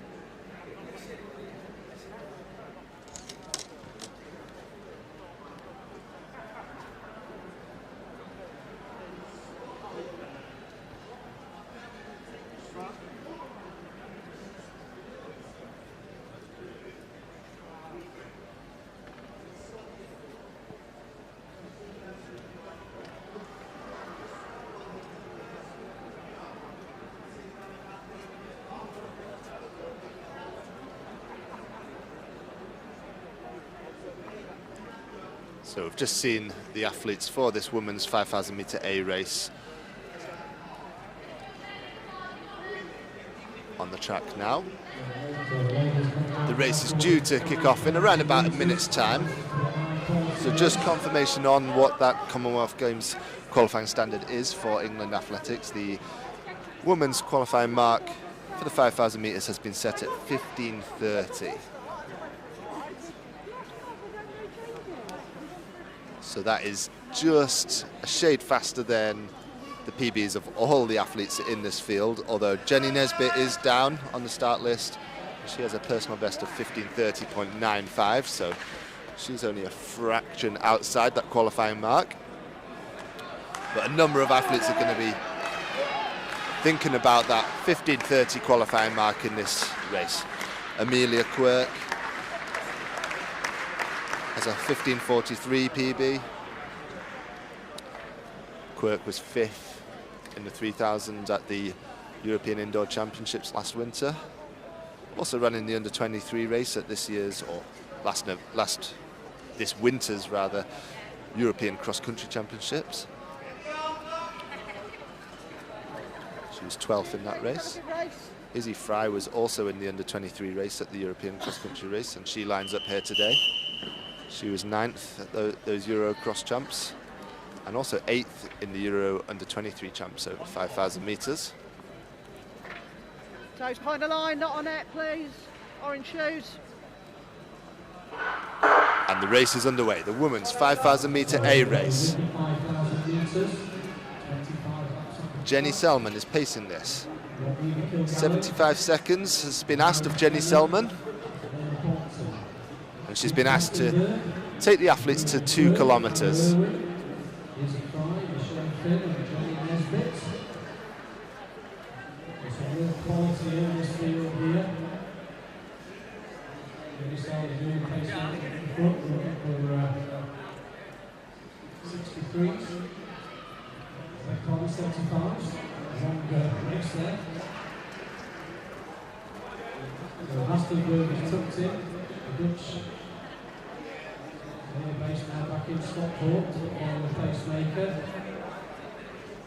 So the pace that's been asked is 75 seconds per lap, which seems like it's broadly in line with the qualifying mark of 15:30 for the Commonwealth Games. So it's going to be there or thereabouts if the athletes can stick to that pace that's been set.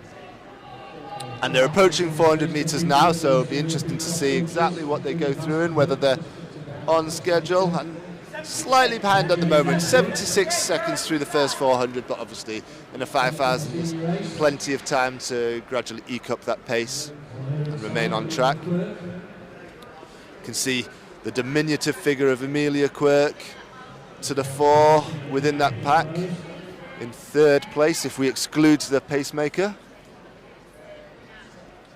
We can expect Quirk to feature heavily in this field.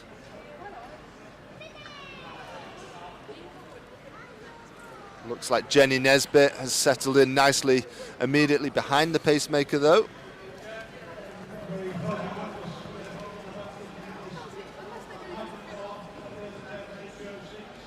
I believe it may well be the Swedish athlete who's based at Stockport, Jip Vasterberg, who's splitting Jenny Nesbitt and Amelia Quirk, the taller figure, in 2nd place. Again, these positions are excluding the pacemaker. So it looks like it's Jenny Nesbitt, Jip Vastenberg and Amelia Quirk as your top 3 at this stage in the race, but there's no real gaps that have developed.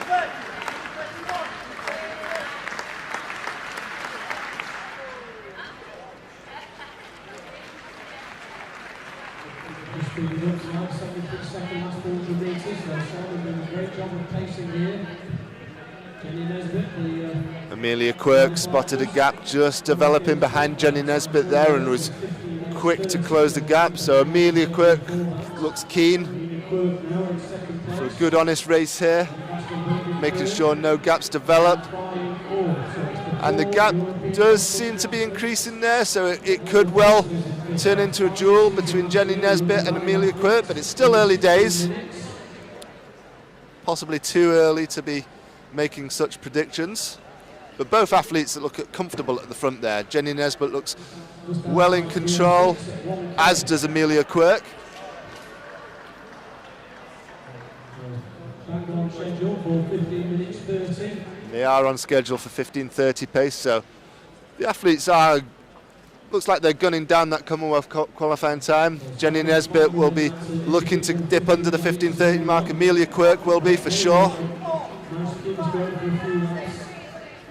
Yeah, the athletes really appreciate this. As we mentioned, we've got Michelle Finn there, the lead athlete. She's also in there, about 6th or 7th place.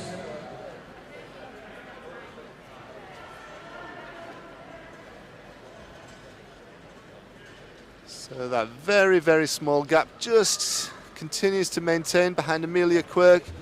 Attempts are made to close it, and then it just reopens ever so slightly again. Amelia Quirk possibly looks like she's working ever so slightly harder now compared to Jenny Nesbitt, who looks in control, but could just be her style. Still early days. Not much change in the order, not much change in the pace either. Relatively metronomic at around about that 15:30 pace.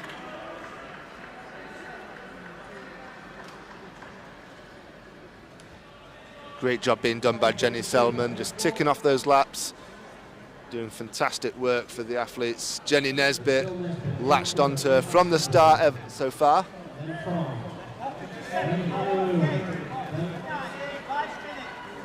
Just tucked in behind her, it's Michelle Finn.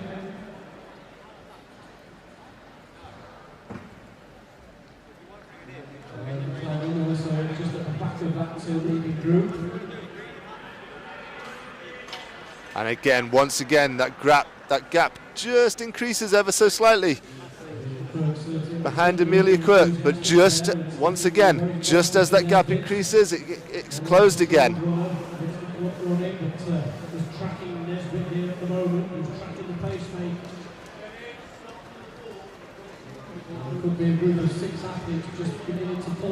Bigger gap is slightly behind though, because it looks like a group of 6 athletes before a large gap to the rest of the field. But I think for the first time now, the gap behind Amelia Quirk becomes significant. This is the first time that it looks like it might turn into something that can't be broached, as the pace looks to be increased ever so slightly as Jenny Nesbitt and Amelia Quirk follow the pacemaker, and possibly no one else can, although it's still remaining just a couple of strides to the rest, so we shall see.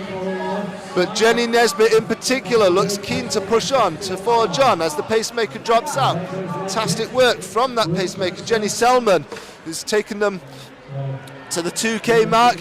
And now, as the pacemaker is no longer on the track, it looks like it is to be just Jenny Nesbitt and Amelia Quirk.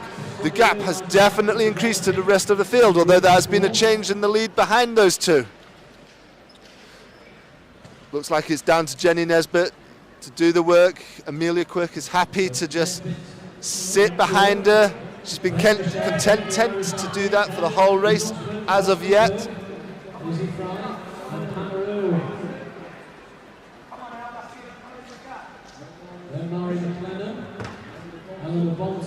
It continues to be Jenny Nesbitt at the front, Amelia Quirk right behind her. Not letting any daylight open up whatsoever. The gap behind those two continues to grow a little bit, although the rate of growth of that gap is not fast. Surges could come from behind. Looks like Michelle Finn is the leader of the chase pack.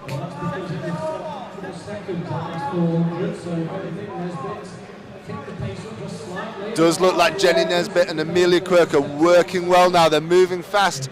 Looks like they may have had a slight increase in pace, or certainly holding the pace from when they surged to break away from the rest of the field a few laps ago. 12 laps to go for these two now. 8 minutes on the clock.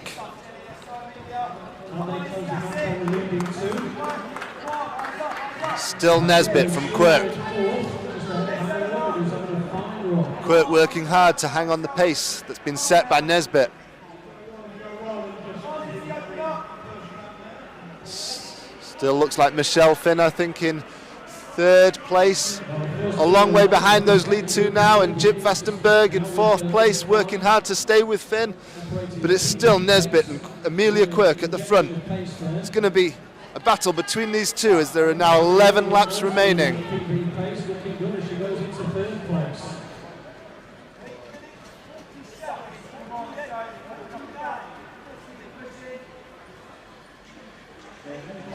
Next time they come round, there'll be 2 kilometres remaining, so that'll give us a good insight into what pace they're still on target for.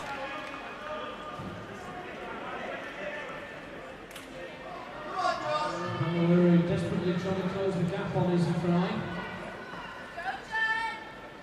So we're coming up to 3K. So 3K completed, 9:18.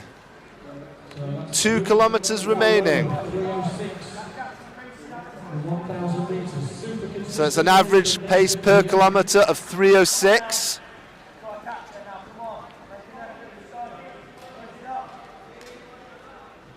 Chasing 3. Beginning to stretch apart now. And in fact, that is still bang on 15:30 pace. So if they hold the same pace that they've maintained up until this point, they will be on schedule for exactly 15:30. Obviously, they had the help of the pacemaker at the start. Since the pacemaker dropped out, it's been Jenny Nesbitt leading every step of the way. Amelia Quirk hanging on to her.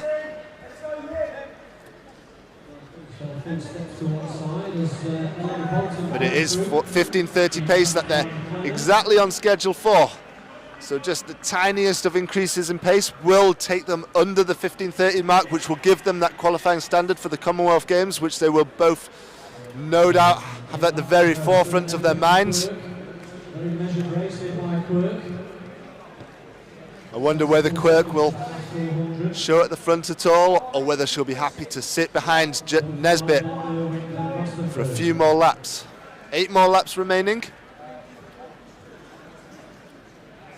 Still Nesbitt at the front. Still Quirk almost clipping Nesbitt's heels. She's so close behind her. She's not allowing any daylight to develop between the two of them.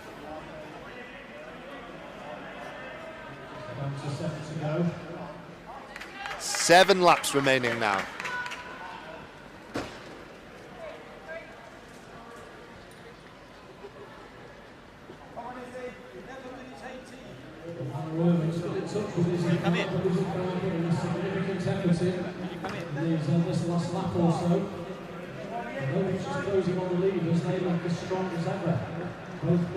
Still Nesbitt at the front, still Quirk tracking her every move, still what looks like a metronomic pace.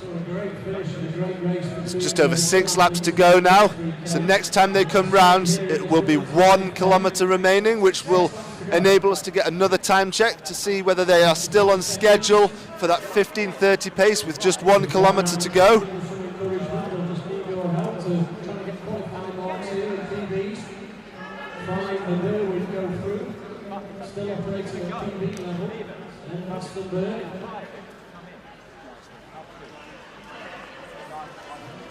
If they're still on track for 15:30, then the clock should show 12:24 as they go through the line with 5 laps to go, and it looks like that's going to be exactly the pace that they're on for, 12:24.57, so they are still bang on schedule for 15:30. The pace has been completely metronomic. Fantastic work from the pacemaker Jenny Selman initially, and incredible work from Jenny Nesbitt, who's maintained that metronomic pace since the pacemaker dropped out. And fantastic work from Amelia Quirk, just staying with Nesbitt, tracking her, not letting Nesbitt get away. These two athletes have stuck to their task fantastically. If they can just raise their game ever so slightly, they will dip under that 15:30 mark, as there are now 4 laps to go, 800 metres to go. Still Nesbitt at the front, still Amelia Quirk tracking. Both athletes still look strong, still look full of running. Both athletes look like they could raise their game if needed. And for the very first time, Amelia Quirk shows at the front. She moves ahead of NESBITT. Can NESBITT respond? Can NESBITT stay with Quirk as the pace has clearly increased with Quirk's move to the front? This will surely signify a bid to drop, to move under the 15:30 mark. There are 3 laps remaining, 600 metres to go. Quirk continues to force the pace. NESBITT is working hard to stay with Quirk, but there is a gap developing. Quirk looks like she's ready to take this race, ready to take the Commonwealth Games qualifying standard, ready to take a PB and go under the 15:30 mark. NESBITT has not given up yet though. NESBITT is fighting hard. The gap is increasing, but NESBITT is also moving well. Quirk continues to accelerate. NESBITT does as well. 400 metres to go. It's Quirk at the front. NESBITT 5 or 6 metres behind, but still moving ever so well. Both athletes have increased their pace in the last couple of laps. Both athletes look on target to get the Commonwealth Games qualifying time, to go under 15:30. Amelia Quirk continues to look impressive, continues to accelerate, continues to forge that pace. The gap is growing between herself and NESBITT, so it'll be interesting to see how well NESBITT is holding on, whether she too can maintain the pace and get under the 15:30 mark and also get the Commonwealth Games qualifying standard. But there's 1 lap to go. We take the bell. Amelia Quirk takes the bell in 14:51. It looks almost certain that she will get the Commonwealth Games qualifying standard. She will take the race victory. It'll be important to keep an eye on NESBITT to see whether she can hold on and do so as well. But Amelia Quirk looks imperious. She moves down the track, looking sensational. Her speed is good. Her form is good. There is less than 100 metres remaining. She steps on the gas again. She accelerates as she passes a Lamps runner. She continues to fight. She continues to push. She will be inside the Commonwealth Games standard. 15:27, 3 seconds inside the standard. And I suggest to you that Jenny Nesbitt may well have just sneaked under as well.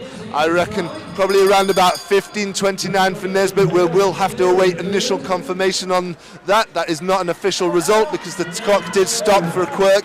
Quirk is definitely inside the Commonwealth Games standard. We think Jenny Nesbitt probably will be as well, but it will be very, very, very tight. What a great race. Credit to Jenny Nesbitt as well because she did an awful lot of the work once the pacemaker dropped out. So even if Nesbitt was not under the mark, she was very close, and you would expect that in another race Nesbitt can make it under as well if she didn't manage to do so today, but it will have been extremely close, and it is possible that Nesbitt also made it under the 15:30 mark. May have run a PB as well. Nesbitt's PB going into the race was 15:30.95, so it could have been a PB for both athletes, and it could well be a qualifying standard for both athletes. A fantastic race to rival the men's 3,000 metre A race, so the longer distance races have definitely been the highlight of the meeting so far. An incredible men's 3,000 metre A and an equally incredible women's 5,000 metre A race.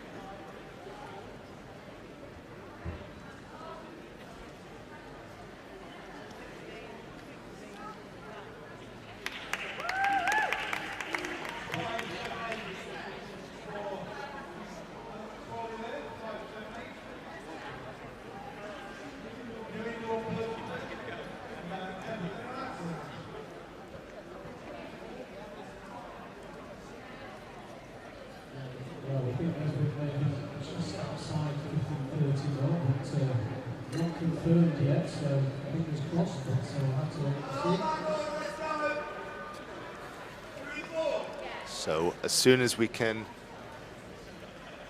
have some kind of confirmation of those results, we will let you know whether Jenny Nesbitt managed to dip under the 15:30 mark or not. That all-important 15:30 mark for Commonwealth Games qualifying standards purposes.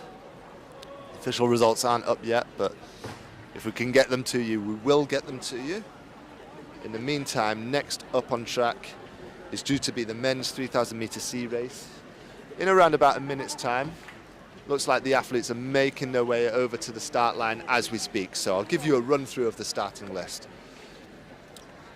Due to start in this race, we have Timothy Hartley from Wigan and District, Aaron Enser from Bracknell, Andrew Miles from Vale Royal, Mark Bostock from Wakefield, Christian Watson from Mansfield, Alfie Manthorpe from Sheffield and Dearn, James Vaughan from Birchfield Harriers, Callum Jones from Cornwall, and Jack Davies, a junior athlete from Derby. That's the men's 3,000 metre sea race, which is due to take place in around about a minute's time. The athletes are currently just doing their final strides on the track.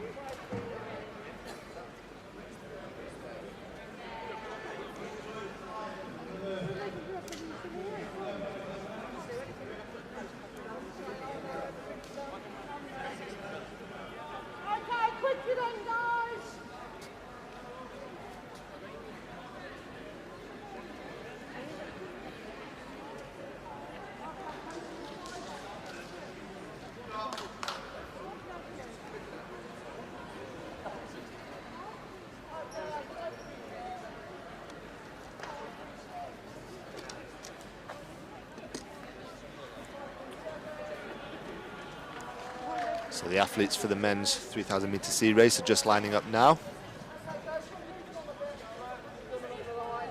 Reminder of the start list: Hartley, Enser, Miles, Bostock, Watson, Manthorpe, Vaughan, Jones and Davies. Two junior athletes in this race, James Vaughan and Jack Davies, and one Masters athlete, V35, Christian Watson. So range of ages competing here. And the men's 3,000 metre sea race is underway. Ben Brunswick is pacing, and he's been asked to go through the first 7 laps at a pace of 67 seconds per lap. So we will await to see how that transpires. But already there's a slight gap that's developed between the pacemaker Ben Brunswick and the lead athlete, which looks to be Andrew Miles in the distinctive Vale Royal vest. Always easily identifiable, the yellow and blue vest of Vale Royal. Looked to be 34 seconds for the pacemaker Ben Brunswick through the first 200 metres, so that's around about 68-second pace, which is actually a fraction slower than what he was asked to do, but none of the athletes have gone with him, so I think that's good judgment from Ben Brunswick there.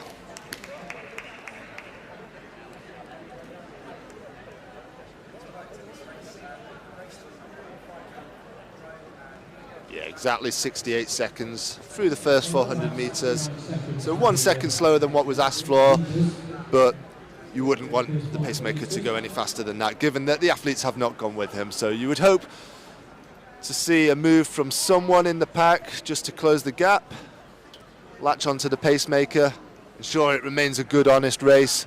Looks like Andrew Miles from Vale Royal maybe just trying to close that gap ever so slightly, but the athletes seem reluctant to go with the pacemaker at the moment.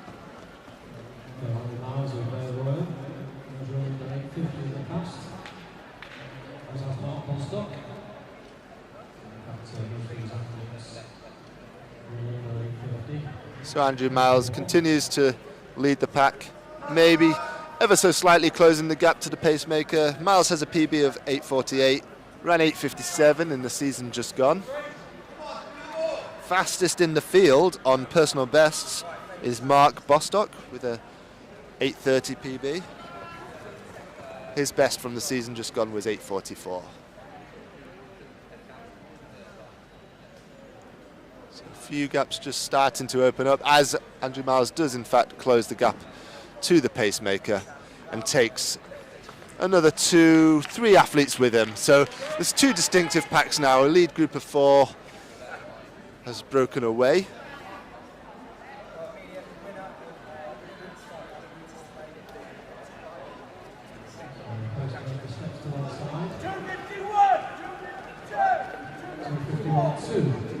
.251 through the first kilometre, so it is a good pace, just outside 8:30 pace.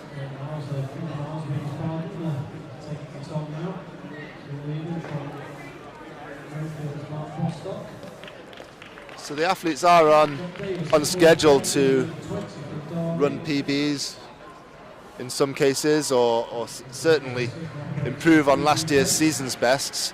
Andrew Miles looks comfortable at the front.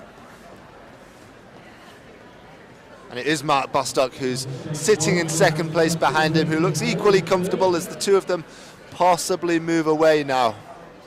A little bit of a gap emerging behind Mark Bostock, so it could become a 2-horse race between Andrew Miles and Mark Bostock. Mark Bostock is the faster of the two by some margin in terms of personal bests.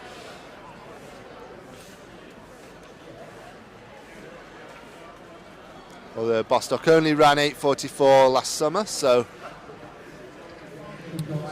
could well transpire to be a good race between these two athletes. Andrew Miles looks more than happy to stay at the front and keep the pace honest.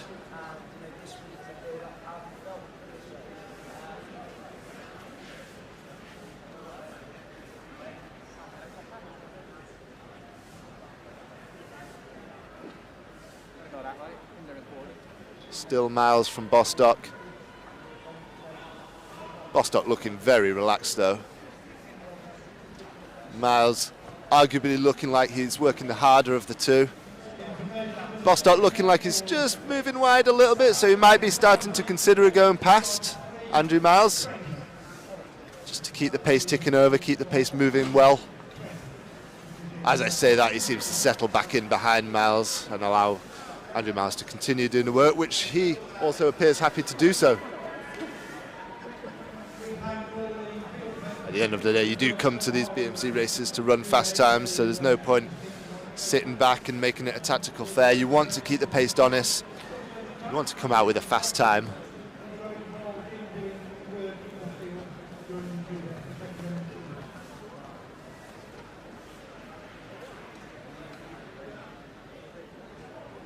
Next time they come round, there'll be 5 laps to go, which will mean 1 kilometre remaining. So we'll get a time check at that point, see what kind of schedule they're on for. Still Andrew Miles, the long-time leader, remaining at the front. Still Mark Bostock tracking him, just moving wide slightly once again. But it was around about 5:43, 5:44, with 1 kilometre to go. Still operating at a good pace here, well beyond for close to 8:30. Slight gap there to the rest of the field now. So I guess they're on schedule for a time in the low 8:30s in actual fact. So that means Andrew Miles is running incredibly well. He's going to be well inside his personal best. So all credit to Andrew Miles, making sure the pace has been kept honest, doing the work from the front. He is well inside his schedule for his lifetime best performance. Mark Bostock is not going to be too far away from his lifetime best if they keep this pace up. But it is Miles that's done all the work up until this point. Once again, Mark Bostock looks like he's considering going past. He's moving wide, he's moving onto Miles' shoulder, but he's not willing to actually make that move and go past, although now he does for the first time. Mark Bostock shows at the front with 3 laps to go. Mark Bostock shows his cards and opens a gap immediately on Andrew Miles. He does have a significantly faster PB. It looks like he is in form. If he maintains this increase in pace now, he could potentially be on schedule for a personal best. Andrew Miles just needs to hold form, and he'll be well inside his personal best. So both athletes here could be rewarded with lifetime bests. 2 laps to go, 400 meters remaining. 7:27 with 400 meters to go for Matt Bostock. It may be a little bit too much to ask for a PB from Bostock at this stage, but Miles should still be on schedule. He went through 400 meters to go with 7:30 on the clock. So he should run a personal best. Mark Bostock needs to forge the pace seriously now, though, if he's going to do so. With just over 200 meters to go, he's seriously opened up a big gap on Miles now. 7:58.9, so 7:59. He's motoring. He's forced the pace again. He's put his foot down. Mark Bostock will need something special if he's going to produce a PB, but it's not completely out of the question. Andrew Miles, although significantly behind now, is still moving well, still working well. He's going to have a great run also. Mark Bostock is flying now, but it could possibly be too little too late. We'll have to see. He's motoring. It's going to be close. Will he be inside 8:30? Will he run a PB? He celebrates, and he does in fact break that 8:30 barrier. So a PB for Mark Bostock, running under 8:30 for the first time. And although the clock stopped for Bostock and we don't know the official time for Andy Miles, I think we can safely say that he was well inside his previous personal best, which was 8:48. So congratulations to both those two athletes. Excellent running. Mark Bostock left it late, made it more of a tactical affair, and there's clearly more to come from Bostock's time later in the season. So great early season form for both athletes.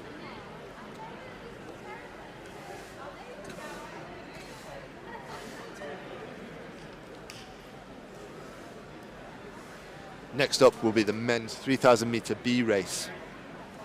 This is due off in around about a minute's time. So we'll talk you through the lineup now as the athletes are currently on the track. So we've got Joseph Moores from Salford Harriers, Connell McGuinness from Cambridge and Coleridge, Ben Thomas from Carmarthen, Liam Harris from Ireland, Frank Morgan from Carmarthen, Ryan Thompson from Cambuslang, Michael Ferguson from Aberdeen, Jordan Rowe from Thames Valley, Daniel Mulryan, also from Thames Valley, Ben Petrikis from Woodford Green and Essex Ladies, and Daffyd Jones from Carmarthen.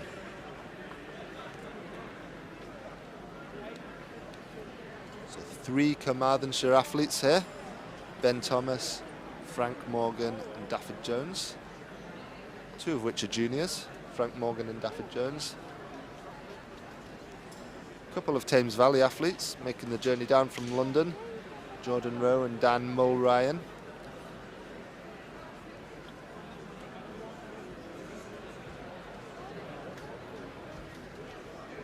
Scottish presence in the race as well, with Ryan Thomas from Cambuslang and Michael Ferguson from Aberdeen.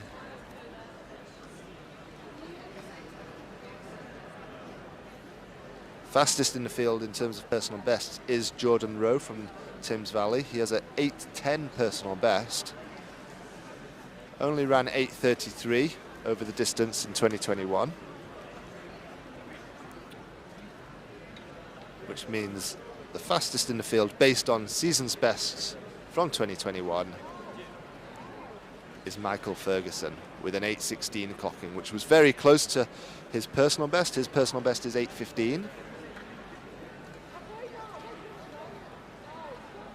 Also watch out for the other Thames Valley athlete, Daniel Mulryan, has a personal best of 8:17. And Ryan Thompson from Cambuslang has a 8:18 personal best. So there's a number of athletes in the sub 8:20 range. Should make for an excellent race.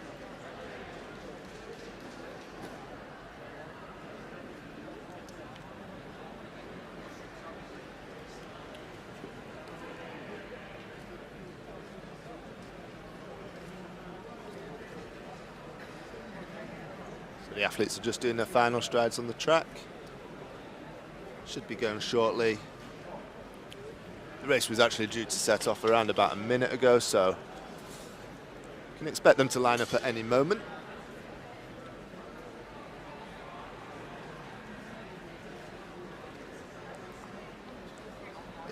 If the tone of the meeting so far is anything to go by, then we should expect this to be a good race. Certainly the longer distance races have produced the best spectacles so far. That cracking men's 3,000 metre A race and that equally impressive women's 5,000 metre A race. So what can the runners in this men's 3,000 metre B race produce? Can we have any breakthroughs from athletes working their way down to that low 8-minute mark? Ricky Harvey is pacing this and has been asked to go through in 64/65 second laps. 64 second laps would represent 8-minute pace, so I guess 64 to 65 second laps is going to represent somewhere in the region of 8:05, 8:06, something like that. So if any of the athletes can hold that pace, they're going to be rewarded with big personal bests. Also depends how long Ricky Harvey can help them out for. He's been asked to continue for 7 laps. We've seen in some of the previous races this afternoon, some of the athletes have managed to go beyond what they've been asked to, which no doubt the athletes will be very grateful for. The athletes are lining up now, so they're about to get started with this men's 3,000 metre B race.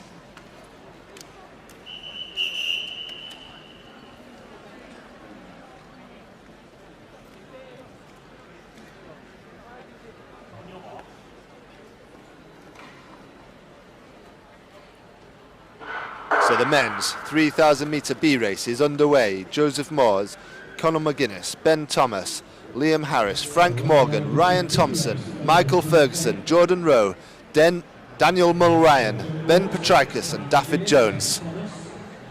Looks like a good honest pace has been set. The first lap. Keep an eye on the clock to see what Ricky Harvey goes through the first lap in, give us an idea of whether he's on target.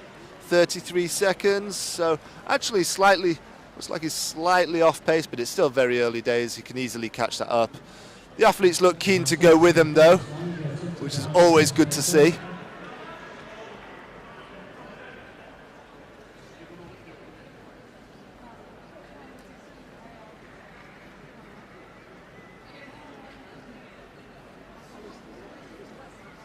So approaching the 400 metre mark, see if the pace has inched up at all.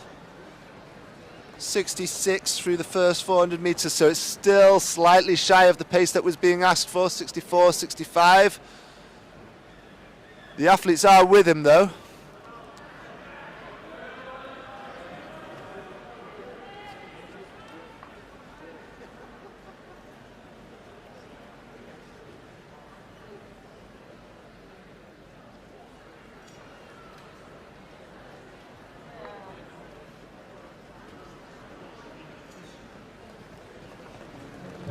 Proctor in second place, with the green man.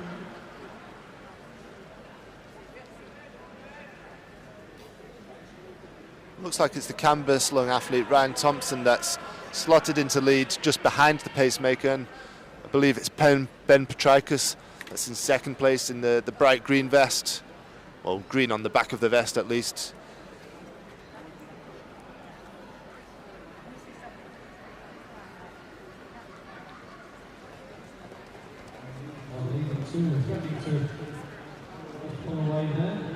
So Ryan Thompson, then Ben Petrikis. Few gaps to the rest of the field behind these two.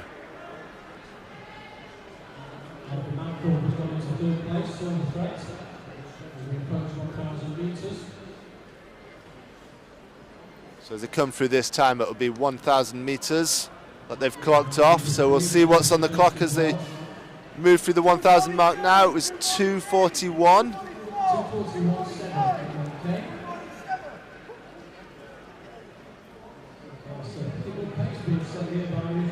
So it is a good pace.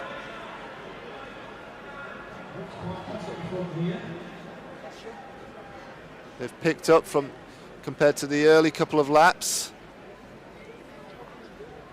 Now they're operating not far off 8-minute pace now, so they're back on track. They must be averaging the 64, 65s that was asked of them. So they're on track for a sub 8:10 clocking if they hold this pace. And you can see the pace has increased. You can see the athletes are working a bit harder. The gaps have increased.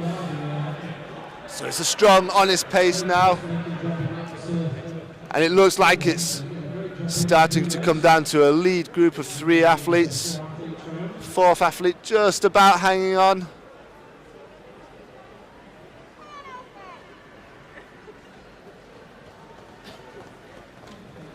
Still does look like Ryan Thomas at the front though, Ben Petrikis behind him.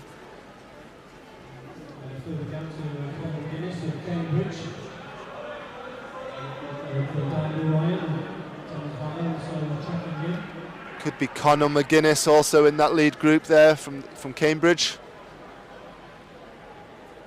They're clipping off the laps nicely now. It's a good, strong pace. Slight gap has increased to the pacemaker now, but it looks like Ricky Harvey, the pacemaker, is going to exit the track now. Leave the athletes to their own devices with 7 laps to go, and they're bunching a little again. So they need to be careful not to let the pace slip. Now the pacemaker's left the track. Make sure they don't start watching each other. Keep the pace honest.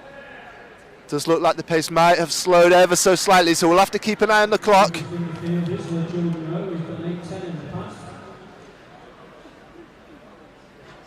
It's going to be 6 laps to go as they approach now, so next time they come round it'll be 1 kilometre remaining. So keep an eye on the clock next time they come round, see what kind of time they're on for. But it's been the same long time leader the whole time.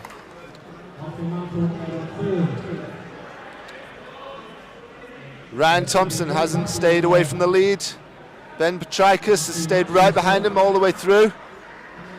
Still looks like a solid pace, but 1K to go coming up, so we'll see whether they're still on target. 5:28 exactly with 1 kilometre remaining.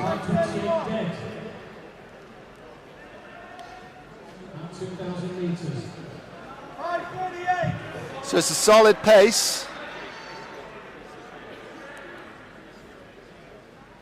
Probably around about 8:10 pace, something like that they're on schedule for, which is very good running for these guys. So several of these athletes could come away with a personal best. Fastest in the field is Jordan Rowe with 8:10. But in terms of these guys, Ryan Thompson leading the way. His PB is 8:18.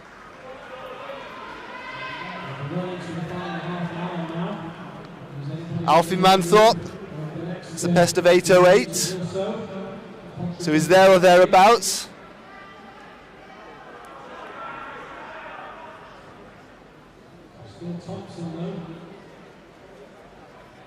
Trikus moving on to the shoulder now. He's going to show at the front for the first time. 3 laps remaining.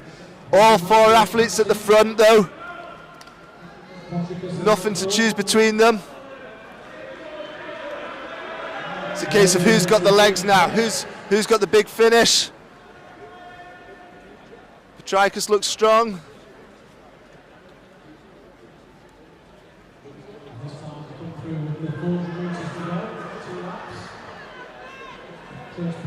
Alfie Manthorpe, Ben Petrikis, Ryan Thomas as well. 3 athletes now at the front, forging away, picking up the pace, less than 2 laps remaining. Ben Petrikis at the front, pushing hard.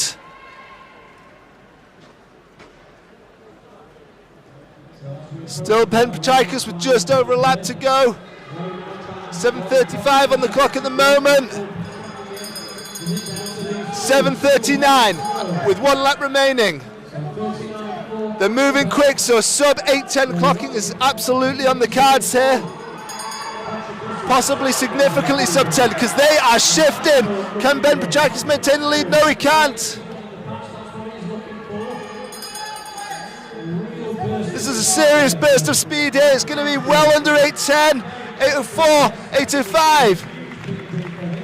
8:07.33, great running.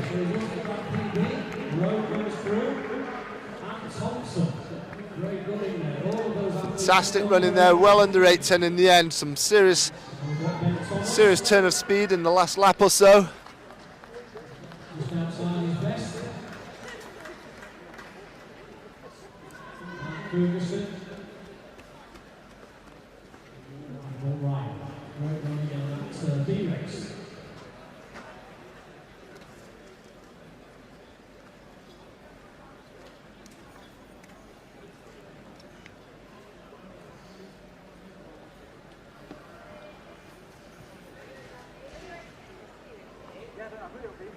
Great 3,000 metre B race just there. And next on track is due to be the 1,500 metre C race. Going off any minute now. We can see the athletes warming up on the track.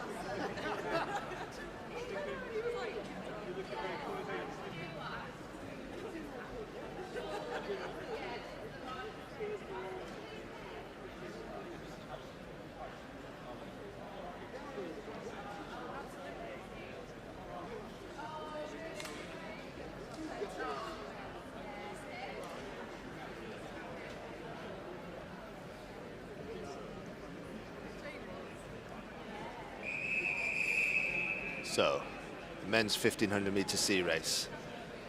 In the field, we've got William Strictly, Matt Woodward, Sam Davey, Richard Price Davies, Cameron Enzer, OJ Parmenter, Harry Sinclair, and Oliver Barbaresi. The men's 1,500 metre C race is underway, and it's the final race of the day. It's been a great afternoon's racing. Let's see what these guys can finish this off with. Sean G is pacemaking. He's been asked to go through in 61 seconds per 400. Well, 61 through the first 400 and then 203 through 800. So that'll set them up for around 350 if they can hold that pace. Fastest in the field on personal bests is OJ Parmenter with a 3:56 personal best.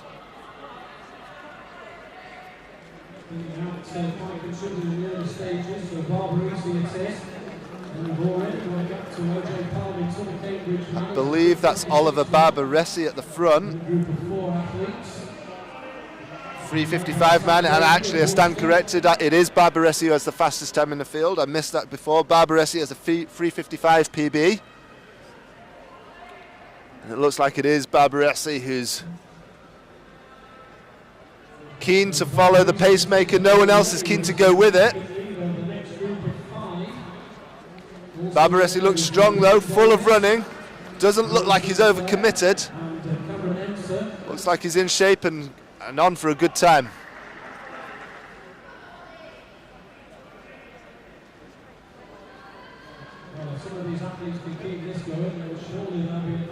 There's no season's best on this start list for Oliver Barbaresi from 2021. So he didn't run 1,500 metres last year, but he does look to be in shape here. 800 metres remaining, and it's still all about Oliver Barbaresi. Well clear of the rest of the field. Still full of running, still looking smooth, still looking relaxed. This is the Oliver Barbaresi show for sure. Looks like a slight acceleration in pace, if anything, from Barbaresi, as he works hard to try and stay with the pacemaker. 3 laps to go, so 600 metres remaining. The pacemaker continues to help him out. Barbaressi is getting some great help from the pacemaker here, which I'm sure he'll be super grateful for because he's well clear of the rest of the field.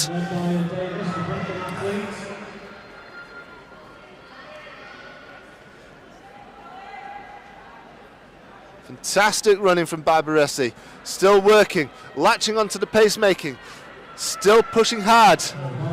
How long will the pacemaker carry on for? Looks like he might be stepping wide now. With 2 laps to go, 400 metres remaining. The pacemaker steps off the track. All credit to Sean G for doing a great job for Barbaressi there. But it looks like, if anything, Barbaressi has put his foot down a little bit more. Now the pacemaker stepped off the track. He's stepped on the gas. He's making sure the pace stays honest. In the final 300 metres or so, continues to work, continues to drive. Just over 200 metres remaining. Oliver Barbaressi takes the belt in 3:20. He's going to run a PB if he carries on at this pace. His PB is 3:55. A 30-second last lap will enable him to take 5 seconds off his PB. He looks like he might be operating at that kind of pace. So either way, he's going to slash his PB unless something drastic happens in the last 50 metres or so. But he continues to force the pace. He continues to forge. He's working hard. He maintains his form. He grits his teeth. And he closes in 3:50.76. A huge PB there for the man who didn't even have a 1500 metre time in the 2021 season. He returns with a bang. All credit to Oliver Barbaressi. A great run there. Slashing his PB, starting the year in style and closing this BMC meeting in style as well. Congratulations to Oliver Barbaressi. That was a sterling performance and closed the meeting in style. It's been a fantastic meeting today. Some great races, some close battles, some processions as well.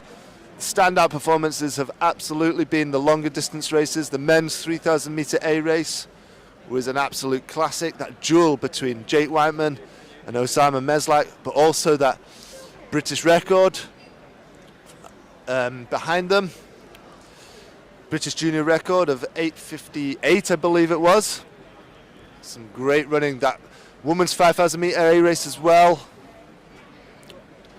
Certainly a Commonwealth Games qualifying time from from Amelia Quirk.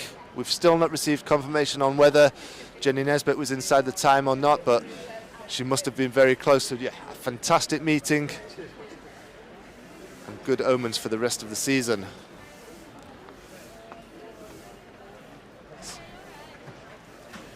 This has been the BMC Indoor Grand Prix from Sheffield. Hope you've enjoyed the action. We certainly have. And we'll look forward to seeing you again. Okay, see you soon, guys.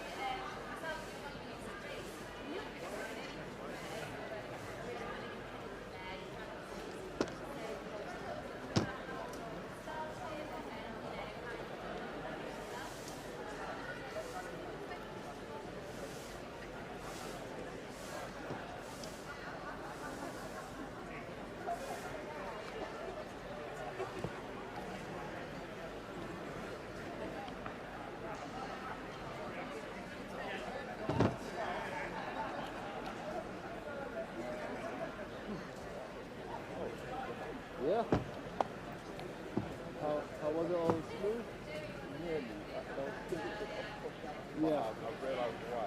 So the Yeah. Yeah. I spent a charge just to get it. No, that's alright. Yeah.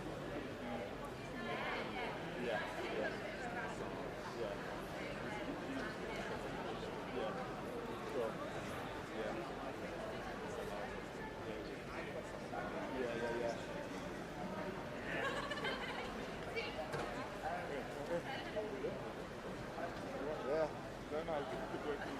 Yeah. Yeah. First time no.